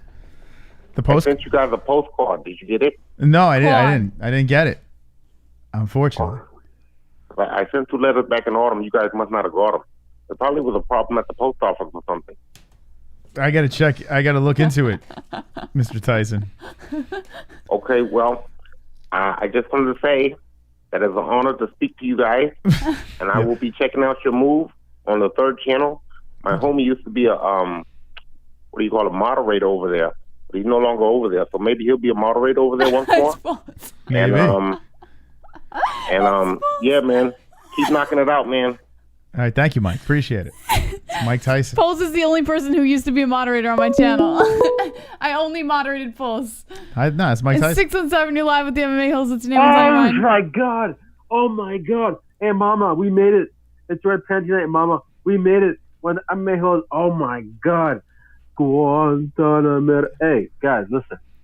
I'm very, very sad, you guys. Do you want to know why? Please tell us. No. I don't. Wait, Jesse doesn't. I want to know. So I was moving to New York, right? And as I'm moving to New York, you guys are moving to. Listen, do you know how hot Arizona is? Yes. When you guys will have sex, both you guys will smell like booty. You guys want to smell like booty when you guys are having sex? Yeah, that's why we're moving there. That's what an air conditioner is for. That is one of the worst. Like, but my mom is like, "Oh, let's go to Sedona, do some yoga and shit." I'm like, "All right." Like, hey, Jesse, do you know what Sedona is? Yes, I lived in Arizona for about 8 years. No, Sedona. Like, Sedona is like a yoga retreat in Arizona. I know where Sedona is. Yes. Anyways, but man, by the way, I gave a $50 donation to Luke Thomas. The man blocked me because I called him bottom lip hot dog. Or hot dog bottom lip. Fucking dumbass motherfucker. Fucking dumbass motherfucker. Wait, hold on. You gave him a $50 donation, and in the donation, did you put hot dog bottom lip? Yeah, I said, hey, Luke Thomas, you're a hot dog bottom lip. Blocked. I couldn't donate again. Fucking dumb. Waste of a donation, man. Oh my God. Blocks their donators. He is such a... Oh my you got to remember. Oh my This God. guy's a piece of shit scumbag. He Never blocked again. someone who was giving him money? Who cares what they say? Oh my God. He I'm blocked telling you, he his hates us. donators? He hates us. He knows exactly what the hot dog bottom lip is. Oh, what a pussy. You block your donators? Oh my God. Yeah, everyone's blocked. Oh my God. We've I never love you guys blocked so much. Thank This is Ethiopian phenomenon. I'm drunk as I've had too much to drink. But I love you guys. All right, we love you too, I'll man. talk to you guys pretty soon. All right, have a good night. There he He is. blocked Ethiopian. his donators? Oh, it's so funny. I believe it. Well, we're all blocked. We're blocked. I don't even know why. Why would you do that? We left off on good terms. Who gives a fuck what they're saying? Just because he's a hot dog bottom lip. I don't know. You know what's so funny? I love that. I don't even want anyone to say MMA holes anymore. If you're gonna troll Luke Thomas, just drop the hot dog bottom lip because he knows, and it's great because his viewers have no idea about this. Well, his serious viewers might know because I trolled him on serious. That's a fears man move. If you're blocking your donators He or hates anybody who's paying for your content and you block them, like that's something fears would do. You just put yourself on fears level if you're blocking donators. Hot dog bottom lip. Can you drop them in the chat for us? I'd like to. God. I like to see those hot dog bottom lips fly in the chat in honor of Luke Thomas. God. I can't believe that. It's so funny, He man. blocked him? This has been going on for 3 years, though. This has been a 3-year Who extravaganza. literally gave money to troll him. He don't like it. He don't like it. He's afraid. Unknown caller, you're live with the MMA Holes. What's your name? What's on your mind? Would Masvidal make more money if he goes out there, beats Usman? He's the champion now. He can renegotiate his contract, and he gets pay-per-view points. You know what the deal is? He doesn't have faith in himself. He wouldn't gamble on himself because he doesn't have faith in himself. He's a coward. He's a fake gangster. Trying to call out Nate Diaz, brain dead Nate Diaz. What a joke. You bitches. All right, thank you. That's Kevin again coming in. He's really upset with Masvidal not taking that fight. He doesn't like it. I can't get over the fact that Luke Thomas blocked a donator. Like He blocked a lot of donators. I'm trying to wrap my honest. head around. I did not know that. You don't like trolls, man. This He is the doesn't first like time it. I've heard of him blocking a donator. Could you imagine that? Oh God! You gotta say something I would- pretty fucked up I for me would to block a kill $50 myself. donation. Why would you do that? He's a dick. Unknown caller, you're live with the MMA Holes. What's your name? What's on your mind? Yo, John Savage. Drunk. I'll trilogy. be real quick. I just want to say, fucking people compare fucking Nurmagomedov Tyson. You need to fucking stop that shit. Yeah, maybe in power, but in fucking pure skill and technique, Nurmagomedov ain't even anywhere near close to where Tyson was in his fucking pride. Fucking stop it. You know nothing about fucking boxing. Hold on a second. We got Vlad coming in. Velp, looks like I know what I'm doing the next time Luke goes live. Imagine if you were allowed to block donators. Real would fuck his life up. Oh God! Oh, it's great. Oh, man. Everyone's gonna go over there and start donating $2 here, $2 Yeah. there. Hey, just drop the hot dog bottom lip. What a fucking penis he is. Oh God! It's crazy. The guy gets so. This guy is 6'5" with bare hands. A Was a Marine. and he's the biggest pussy on. It's unbelievable. My He hates brothers trolls. are Marines, and they could take more shit than that. I mean, it's not even a troll. It's called sarcasm. But you know Look. what's weird? In the Marine Corps, He's such an he was idiot. probably called every name in the book. How did he handle that in the Marine He Corps? probably got bullied. I'm assuming. In the he's a- Marines, you get called every name in the book. Yeah. Well, I'm But saying how before did the he- Marine. He probably went to the Marines because he had to toughen himself But that's up. just my question. Like, how did he take it as a Marine, but then now you're out of the Marines and you can't take I don't it know, man. from normal people? Could you imagine? I don't get it. Well, you know, they stopped. You know, the drill sergeant started being so hard on him after a certain point. You know. Did they put a hard on him? No, I mean, like, I think Right in on. the 90s, there was, like, lawsuits or something, so the drill sergeants couldn't go as hard on them as they used to. Like, you know, like, Full Metal Jacket, they can't do that no more. Listen, But- as far the stories that I've heard, both of my brothers are in the Marine Corps, and it's not nice. It's not a nice place to be. Super chat. We're getting a super chat on the second channel. What the? How did that happen? Wait, the great benefactor put it on our. Wait, how does that even happen? Because the live chat still exists. And, What? Maybe he. I don't did know how that. he did that. That's like magic. How the hell did you pull that one off? We're on this channel. Oh my God! This is what a night. He's a great benefactor. He got skills. I don't even know he did that. I've never seen that before. All right. That I'm gonna have to think about how that happened. All right, Drunk. So the Mike Tyson. I agree, man. Mike Tyson started way young in the game and accomplished so much in his career.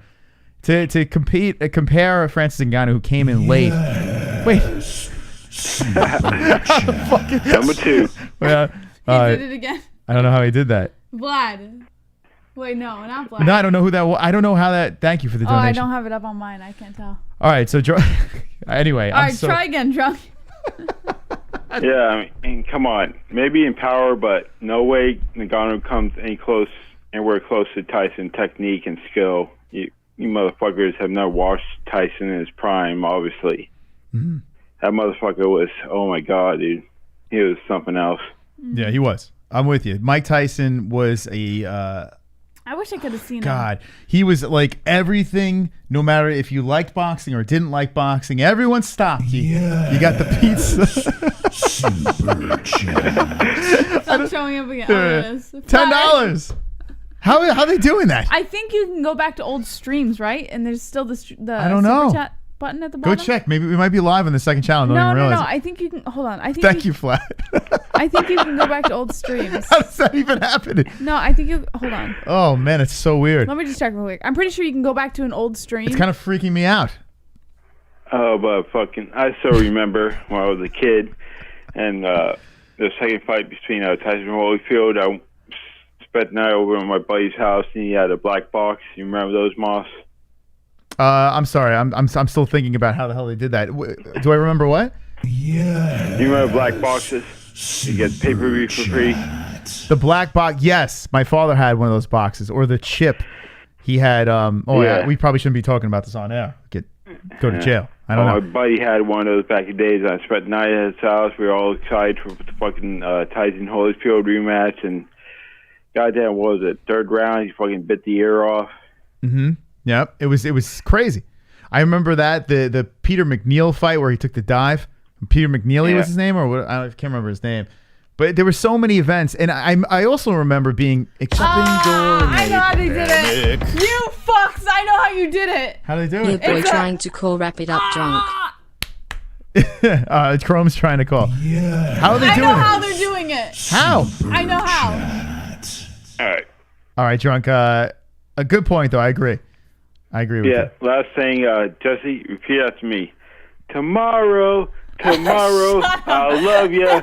Tomorrow, you're only a day away. I will never, ever, ever repeat that. Oh, man. You gotta curl my hair for that. You look good as a redhead. I like it. Well, now I know Keep it what. up. Now I know what I'm putting on the wheel this Friday. All right, thank you, Drunk. Good. All right, ladies. So that's Drunk Savage coming in the third time. You know what? I'm putting that on the wheel. I know how they're doing it. So you don't go back to an old stream. It doesn't work that way because it's just a live chat replay. Yeah, I know how you're doing it.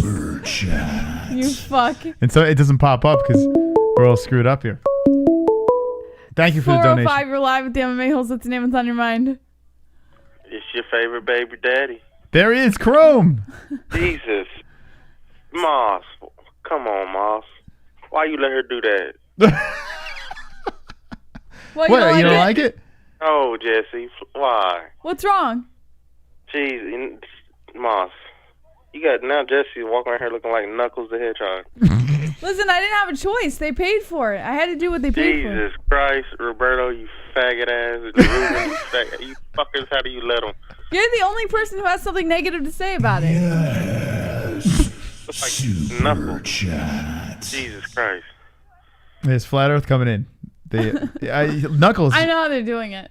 So, Jess, what do you think about that? What do you think Listen, it's kind of grown on me a little bit. Jessie likes it. I think I might keep it. When she dyed it, she was prancing around naked. She's like, "What do you think? I'm a new woman." I'm like, "Why? Why are you naked now?" I'm like a whole new person. Yeah. Like Kim Impossible. She likes it. Oh, Kim Possible. That's one of my favorite cartoons when I was a kid. Ah, there you go. That's why I don't know who y'all that gonna is. I'll be going through the South when y'all moving with that red hair because it might not go good for you. Jesse. Why? Why's that? They don't like redheads now. No, don't worry. We're not going No. through the South. We're gonna go straight through the country. Oh my God. Jesus, Mom. Yeah, I mean, I don't know. It does look pretty weird though on camera, As soon right? as I saw it, I was like, she looks like fucking Knuckles.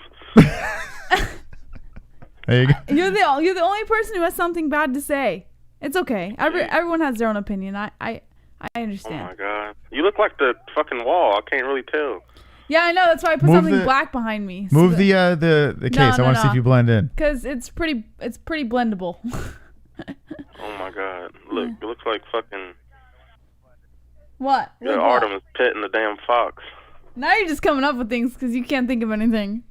You like it. Stop lying, Chrome. No, you look like Knuckles' sister. Oh, it's beautiful. What are you talking about? It's great. All right. So is there anything? Now we know you love the hair. Anything else? Oh, yes, I just want to call and say thank you very much for taking my call earlier. No. Look, it's Tyson. It's Mike. There it is. Mike Tyson. Oh, man. All right. We'll take one more or two more. We'll see. 516-522-0267. Oh, fuck. Call up and tell us what you think about Moving to the country. The- Gonna eat a lot of peaches. Shopping during a pandemic. Jesse moving to the country. When you have Ngannou power, you can prevail with CM Punk technique. Drunk Savage, I love you, but you sound like the slightly more articulate version of Nate Diaz, and that is pretty sad. You guys should do some chatterbait or cam soda. You guys would yeah. dollar. We should. Maybe.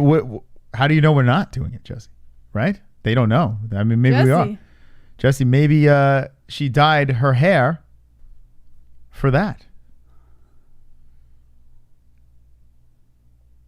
All right. Let us know what you think about the fights this weekend. The Conor McGregor versus Usman situation. Not much on Henry Cejudo.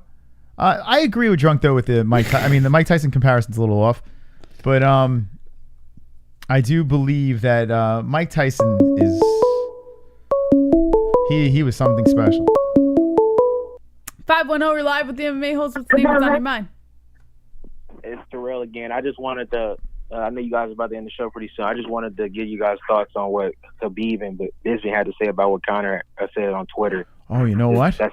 What did they say? We should get into that. The whole GOAT conversation, and then Khabib chimed in too on that situation. Yeah. I think the whole GOAT thing with Conor, I kind of think it was kind of a weird misplay on Conor's behalf. It just didn't. I don't know. It didn't work.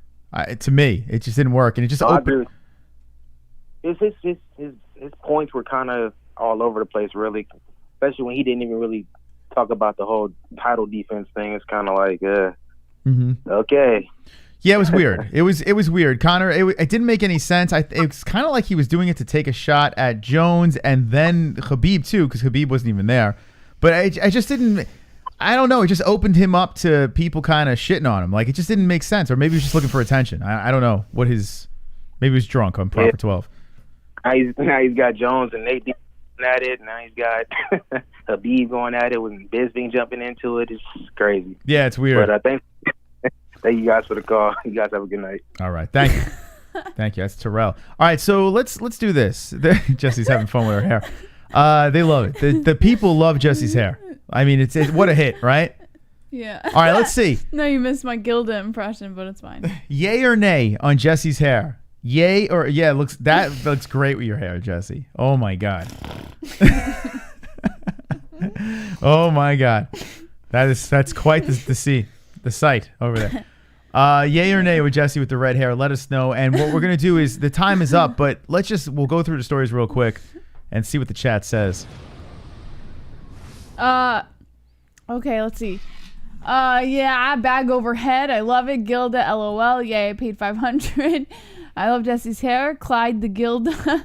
Till had Connor's back. Nay, boy, nay. Go blonde, JBH. Ooh, blonde is a little extreme. Snort for us.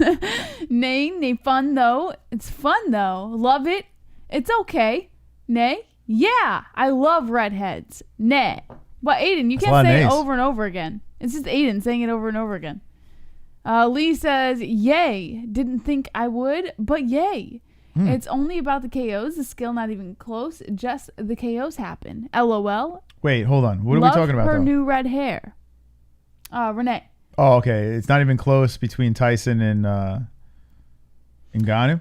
Ram says, put a bag over your head. Yeah, but Ram, you've been trolling me all night. It doesn't matter. You don't even know who I am. You know who Ngannou is more like? To just kind of wrap this up. He's more like, what's his face? Deontay Wilder. That's Ngannou. No, he's not.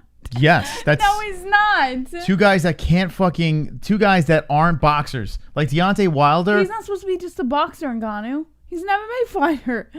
They both rely on the knockout. No, Ngannou doesn't rely on the knockout. Yeah. That's just what he's very profound in. Jesse. Oh my God. Why do you do that? Why can't you just answer You don't think that Deontay Wilder and Ngannou are more similar than Mike Tyson and Ngannou? No. But you never watched Mike Tyson fight, so how the hell you know? No, but it doesn't matter if I've watched him fight. Like, I know enough about him to understand. Trust me. Watch Mike Tyson fight, and you'll understand. Here we go. Drunk Savage with the boobies. Yeah! Hey, I can see your underwear. Put your boobies in the air. Flapping like I just don't care. Can I lick your pubic hair? Snap a picture, time to share. Took my meat vision impaired. Filthy mind, I need a prayer. Pervert cameraman, beware. Pervert cameraman, show them tits. Pervert cameraman, $10 tip. Pervert cameraman, and Yanni Celeste. Pervert cameraman, show them breasts. Boobies. Hell yeah, baby. The Just boobies. because I love you guys. Oh, Drunk Savage. That was very sweet. Thank you, Drunk. Yeah, time is up, but no, who cares, right? These people are beautiful people. Jesse, give them the stories. Wait, can I pee first? What the fuck? Master, like, we just got All done with the clock. I can't pee real quick? Go pee. Thank you. But you have to raise your hand next time. Well, I feel like I have to ask you every time. Just go. You don't have to just go. You get up. I feel like You're an adult. You just get up and you go pee. You know what? You're an adult too, but I take care of you like a child. Go pee. All right, and when Jesse gets back, we'll get into the rest of the stories and wind it down. As we don't have many. We don't have much time left in New York. Our time is winding down, and you can see some of the things are missing from the background. Pretty soon it's just going to be blank orange in the background. No chair, nothing. And we think we'll do 2 more events here in New York. This weekend definitely we'll be here. But the UFC 250 card, we don't know where the hell we'll be. We might be here. We might not be here. I don't know. So we're going to find out. Hopefully tomorrow we're going to find out when our closing is. But it's definitely June 8th should be the latest. So we'll see. Escaping from New York. And it's quite interesting. And here's the chat, the community. Thank you for the likes. Appreciate that. Let's see what's going on in this chat room of beautiful, wonderful, wonderful people. Will they be allowed to move with ease? Get the paper bag out. We have 1 hour 37 left according to the timer. Oh, I reset that. Gonna miss New York, says Aiden. Ngannou needs to grow out the predator braids again. Yeah, right? Get those predator braids flowing. Sure, I'm with that. You got to get a paper bag, head for. That's Real Gamer. Get the paper bag. Drunk Savage says.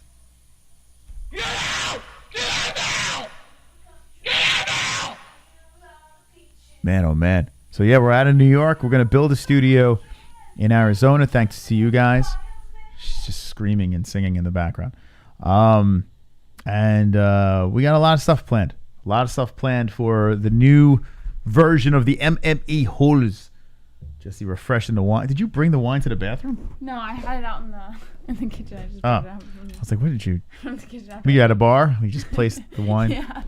I don't want anyone to roofie me. All right, so let's finish up the stories. I mean, kind of get started with the stories, and then we'll wind this thing down. Okie dokie. That's a lot. You want to go through all of them? No, brief synopsis. Okay. Obviously, we know Henry Cejudo has vacated his bantamweight title, so not really much to talk about there. We already kind of discussed that. There's also new protocols for the COVID-19 safety regulations, according to Dana White and the UFC. So they kind of updated, I guess, what you could say, for their next card in Las Vegas, UFC on ESPN 9. According to the memo, the UFC will require fighters and their corners to take 2 tests ahead of the bout, one upon their arrival at the hotel and another after Friday's weigh-in. They will also be expected to follow more stringent social distancing guidelines, including not leaving their hotel or having physical contact with anyone outside of their camp. But wait, if they take it, I'm so confused. So wait, what? If they take it before, right? Doesn't it take like 14 days for the coronavirus? It takes 2 to 14 days for symptoms to appear. So when they arrive, okay, so then it would be more than 2 days, but that doesn't necessarily mean. Well, it I'm could show confused. up within 2 days, or it won't. You know, they could be spreading it for up to 14 days and not even know they have it. All right, I guess better safe than sorry, right? Yeah. Okay. Also, Coach Andre Pederneiras, he tested positive for COVID-19. He is the striking coach for people like Jose Aldo, and He also is hideous looking. that's horrible. Former He looks like Bellator the Geico Gecko. title holder Eduardo Dantas. He also is based out of Rio de Janeiro. He did test positive for IgM, but his IgG was negative, which means that he has the virus, but he did not have an immunity yet. So this is the first time he is receiving the virus, and it's unfortunate, but I think he'll make it You know, something tells me that's not the worst thing that he has to worry about right now. What do you mean? Because look at him. Stop it. Moss, he's got a deadly virus, and you're over here making fun of him. He just saved a lot of money on his car insurance, it looks like. All right, what do we have? With Colby Covington claims the UFC is the reason why he didn't get the Tyron Woodley fight, not him. Saying the UFC didn't want to give it to him. External factors separated them, with their shoulder injury knocking Woodley out of action for over a year after he successfully defends his title against Damian Maia at UFC 214. Covington won an interim title in his absence, but he missed out on a title shot. Woodley was, when nasal injury put him on the shelf against UFC 228, Woodley eventually fought Darren Till as a backup. I'm just, Colby was crying in the background. So basically what Covington is saying here is Woodley is having a midlife crisis, and the UFC is the reason why they won't give him the washed up Tyron Woodley. I would have liked to see that fight. That would have been a lot of fun. Colby Woodley to headline the card this weekend would have been fire. But there's always excuses, man, with Colby. What is going on with this guy? Always an excuse. It's getting annoying. Next. So this one we kind of already talked about a week ago, but I guess it's just continuing. I don't know if you really want to dive into this one too much. It's Sonnen and John Jones still kind of going back and forth on social media, you know, taking their jabs at each other. Yeah, we've seen enough. I mean, it's not like they can really fight each other again. Yeah. So, like, what do we even care, I think right? they're just looking for the clout, you know. Just getting attention during a pandemic. Okay. Frankie Edgar will be making his bantamweight debut against Pedro Munoz on UFC's July 11th event, which is interesting because we're getting ready to see this bantamweight division kind of build up ever since the vacated belt. So it's gonna be fun to see who puts themselves high up in the rankings. Yeah, I don't get fired up with Frankie anymore. The guy's a legend. He really is. Munoz is good. Yeah, Munoz. I mean, he's got a lot of pop. It's weird. It's tough to get up for a Frankie fight anymore. During a pandemic. I should be excited, but I am not. Have your niggas thought about how moving to Arizona is going to benefit the show? Yes. With the time change, that means no more 6 hours staying up till 2 a.m. streams. You can finish at a reasonable time. That's one of the things Moss is looking forward to is all the shows are still going to be at the same time. So 9 a.m. Eastern time, 9 p.m. Eastern time, 10 p.m. Eastern time, things like that. All going to be the same. But the only difference is instead of us going live at 9 for our time, we'll be going live at 7. And instead of 10, we'll be going live at 8. So he'll be able to go to sleep at a reasonable time. So I think it's going to help. I like that the West Coast time, everything shuts down normal, and you could wind down and go to sleep at a normal time. Like, and when we visited too, it was just like my body just could get used to it. Here, I feel like everything shuts down so late, and it's great when you're young and you're partying and shit like that. I'm fucking old, man. She's young, but look at her hair. I don't know what that means. But when it comes to the show, I think it's going to be great. I really do. I feel it's going to be, we'll be refreshed, ready to go the next day and pump out more content. Wake up like way earlier. So I love it. I'm looking forward to it. Yeah. Stipe Miocic says Ngannou might not be as technically sound as... I just want to play video games and save lives over here. I don't know. Everyone wants to play. Jesse, how you doing? Your hair looks great. As John Jones, but he does have power, according to Bloody Elbow. So, I don't know. He's kind of giving Ngannou credit, but at the same time taking a jab. Mm-hmm. But it's Stipe, and he's probably not coming back till ever. So there's no reason to talk about him. I don't know if I'm gonna come back and I'm gonna defend my belt. When I want to, but I gotta save people in the fires and stuff and stutter and shit. And I got baby and stuff. My wife's hot, and I like to fuck my wife, and I got bigger things to do. Jesse. All right. Tito Ortiz says he was offered a Mike Tyson fight, saying he's in. But we haven't really heard much about it, to be quite honest. He told TMZ Sports he got a phone call and someone started asking him, what did he think about fighting Mike Tyson? And he said, really? And this was the opportunity of his life and that he was in. Horse Tito is the best Tito. Ortiz said he doesn't know if the fight will be a boxing match or an MMA bout, but said he's capable of either. Tyson, meanwhile, last fought in 2005, losing to Kevin McBride. He also lost in 2004 to Danny Williams and finished out his fighting career at 1-3 after being one of the most dominant heavyweight boxers in history during his prime. Ortiz is a legend of his own sport, as he held the UFC light heavyweight belt for 5 title defenses between 2000 and 2003. Tito loves fighting those old guys, right? He's into it. Yeah. He's into it. I would love to see Mike Tyson knock Tito out. That'd be great. That'd be fantastic. But Jesus Christ. Just the chance of Tito Ortiz beating up Mike Tyson would make me want to vomit. So don't do that, please. That's it. That's it. All right, so not so bad. So we discussed it all tonight on Not the MMA Holes. Thank you for joining us on the Monday show. Is this the last Monday show? Probably not. We might have one more from New York. And how does it feel, Jesse? One more. Are we having one more from One more from New York. At least. Well, this isn't going to be all back here by that point. That's all going to be gone. So soak it in, peoples. And thank you for joining us. If you're not subscribed, make sure you do. Jump in over here at 36,800. We'll let the Dragons fly again. We have fights this weekend to react to. We have a Wednesday. We have a Thursday. We have a Friday show as well. So a lot of shows coming forward into your eyeballs and into your eardrums.